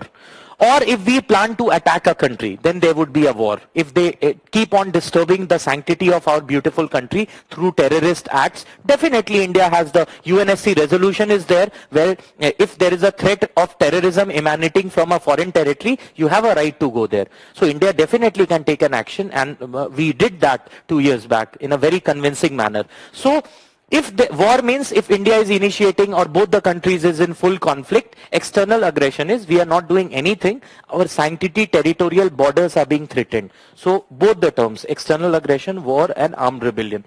These are the three grounds, not the three grounds, only three grounds on which national emergency can be imposed in India. No other ground can emergency be imposed, first thing. Second thing is, who can recommend? Before 1952, the statement, before 1975, Article 352 was a bit vague. There was no finality element. So when Mrs. Indira Gandhi, she made a recommendation on 25th June 1975 to the then Honorable President, Mr. Fakhruddin Ali Ahmed, to impose national emergency. Many cabinet ministers were not knowing कि India में emergency लग गई है. So then we have Prasar Bharati. What is a Prasar Bharati? Prasar Bharati is the official broadcaster of India. And there are two kids, Doordarshan and All India Radio. But the official broadcaster is Prasar Bharati. Many cabinet ministers came to know about the emergency from Prasar Bharati, All India Radio and Doordarshan. So this was really bad. How can in a parliamentary democracy, cabinet is such a high decision-making body and the ministers were not aware of that. So 44th constitutional amendment added a provision in the constitution. They amended Article 352. एक चीज उन्होंने add की. क्या add किया? Emergency shall be imposed by the president on the written advice of ministers not less than cabinet rank. So now the Prime Minister unilaterally, akele, the Prime Minister cannot recommend national emergency. It shall be recommended by the cabinet, and that too in a written manner, not in a oral communication. So the emergency is imposed by the Honorable President on the written advice of the cabinet ministers not less than cabinet rank. This is the term that is used. This special provision was added through 44th Constitutional Amendment Act after Mrs. Indira Gandhi lost power and Morarji Desai ji became the first non-Congress Prime Minister of India on 23rd March 1977.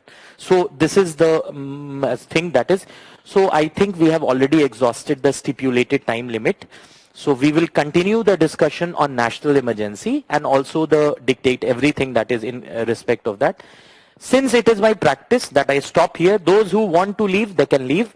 If any other person has a question, any question you have related, so you can ask me. Okay, so I'll give. Any question you have, you please ask me.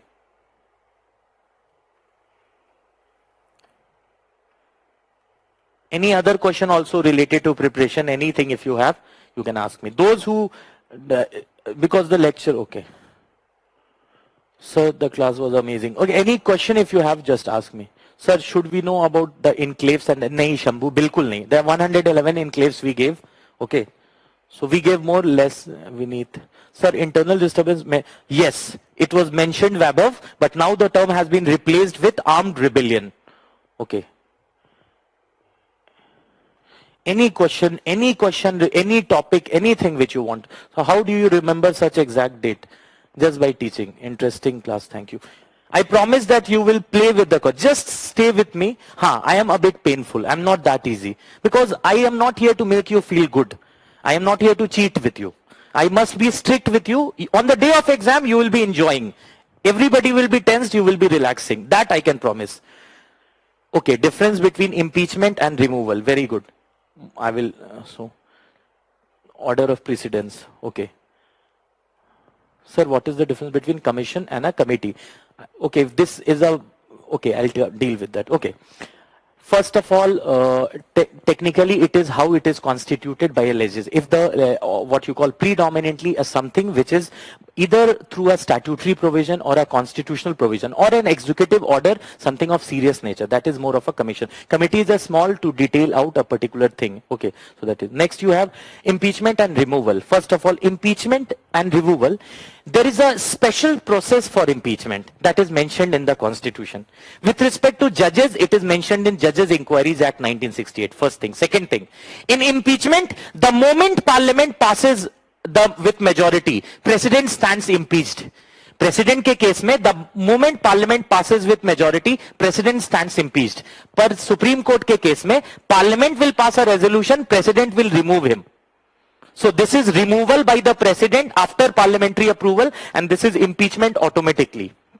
And the process is mentioned in the Constitution with respect to President. With respect to Supreme Court judges, only the majority is mentioned. Other things are mentioned in Judges Inquiries Act. That is the prime difference between impeachment process and removal. Sir, who will decide that the boundary settlement is a major or a minor? It is, see, many things in law are decided, they are not, the government understands. If a minor settlement is there, they can go ahead. But they don't take the risk, they go through constitutional amendment. इसीलिए ऐसा होता है. अब, if there is somebody who is challenging that, then Supreme Court will have the final say whether the government should have gone for a constitutional amendment. That is it. Okay? So, thank you, sir. Thank you, sir. It was happy. I am not able to understand what is the time of amendment under 368. Okay, Aditya. I will explain to you. Sir, competitive and comparative. Please little about republic and democracy.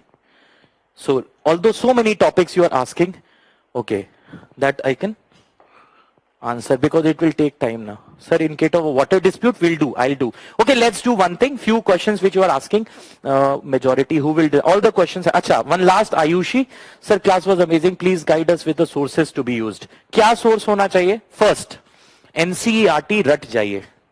Second, Lakshmikant should be the prime text with Vision IS printed material, exceptional notes, especially for mains. Okay, this should be there. What UPSC is doing, they are interlinking current affairs with static. इतना question current affair से आ रहा है, 60 question they are asking from current affairs. They don't want people who are preparing for 9 years 7 years, they want young minds, so they are asking current affairs. सो थोड़ा current affairs पे ज्यादा focus दीजिए. Static NCERT plus Laxmikanth is enough. Class notes I will give. Vision IAS notes are exceptionally good, specially for mains. Okay, so now, okay, we will take few more questions. Please provide the material. I will provide printed material also for today's. No, I have my with me also. I have. So do we need to cover Citizenship Amendment Act 2019 as it was not covered during citizenship classes? Achha, briefly we can discuss. Don't worry about. I don't know what was covered and not, so I should not comment because I know sir covers everything in a very comprehensive manner. So I cannot comment on that. Okay. Thank you sir. Okay, ठीक है. One last question, one question I will take. 368 पे किसी ने पूछा था, तो that I will take. All of you who are not interested, they can leave now. They know, those who know, you can leave. Other people I will take. Sir, class 11 NCERT is enough for polity? नहीं. All the NCERTs that have been recommended, tomorrow I will dictate for the entire class कौन कौन NCERT चाहिए. कल मैं आके dictate कर रहा हूं, क्योंकि अभी बोलूंगा कई लोग छोड़ चुके हैं. ठीक है. सो सम Article 368, please remember, if you want to amend the constitution without altering any federal structure, federal relations ko nahi, so you have to pass it from absolute majority plus 2/3 members present and voting.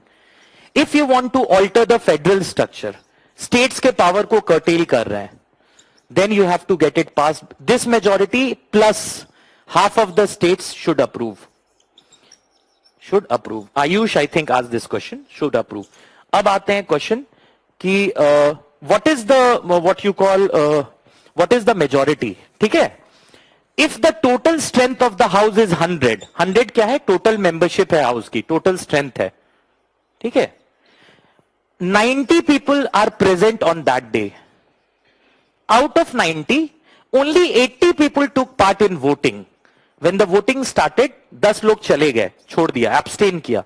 So, two conditions should be fulfilled. First, absolute majority of the total membership. Total membership 100 है, तो 51 तो आपको लाना ही लाना है. इसमें कोई भी रायत नहीं बख्शी जाएगी. Plus, for example, I'll take 90s for convenience. 90 people took part in voting, 95 were present. So 2/3 of 90 is 60. दोनों में जो भी नंबर बड़ा है वो लिया जाएगा. तो 60 people can amend the constitution in this subject. In case of president, it is 2/3 always same, that is 67. Okay. So NCRT list I will give it tomorrow. So please always give more topics about mains as well as prelims. Today and current affairs class you give. Okay, ठीक है, I'll give, don't worry. Sir, can we skip daily newspaper and read only magazine? नहीं, बिल्कुल नहीं. Daily, you cannot have kaju and badam just to eat. नहीं, newspaper तो intellectual maturity. If I don't get newspaper for a day or two, I start feeling bad. मतलब मेरा दिन ही नहीं होता जब तक मैं 2-3 न्यूज़पेपर नहीं पढ़ता हूँ. So एक तो हिंदू तो it's like my friends tease me. Okay, that Hindu तो लगता है कि मैं, so you must, I will not say Hindu और Indian express, you can read any, but newspaper को skip मत कीजिए, ठीक है? So don't you think this is ethically wrong? The case of suspended state legislature parliament is giving opinion. Vaibhav, you are going into what Mr. Faizan Mustafa is Nalsar Vice Chancellor. He has given in an interview. So I will not comment on that. Class was amazing. Thank you.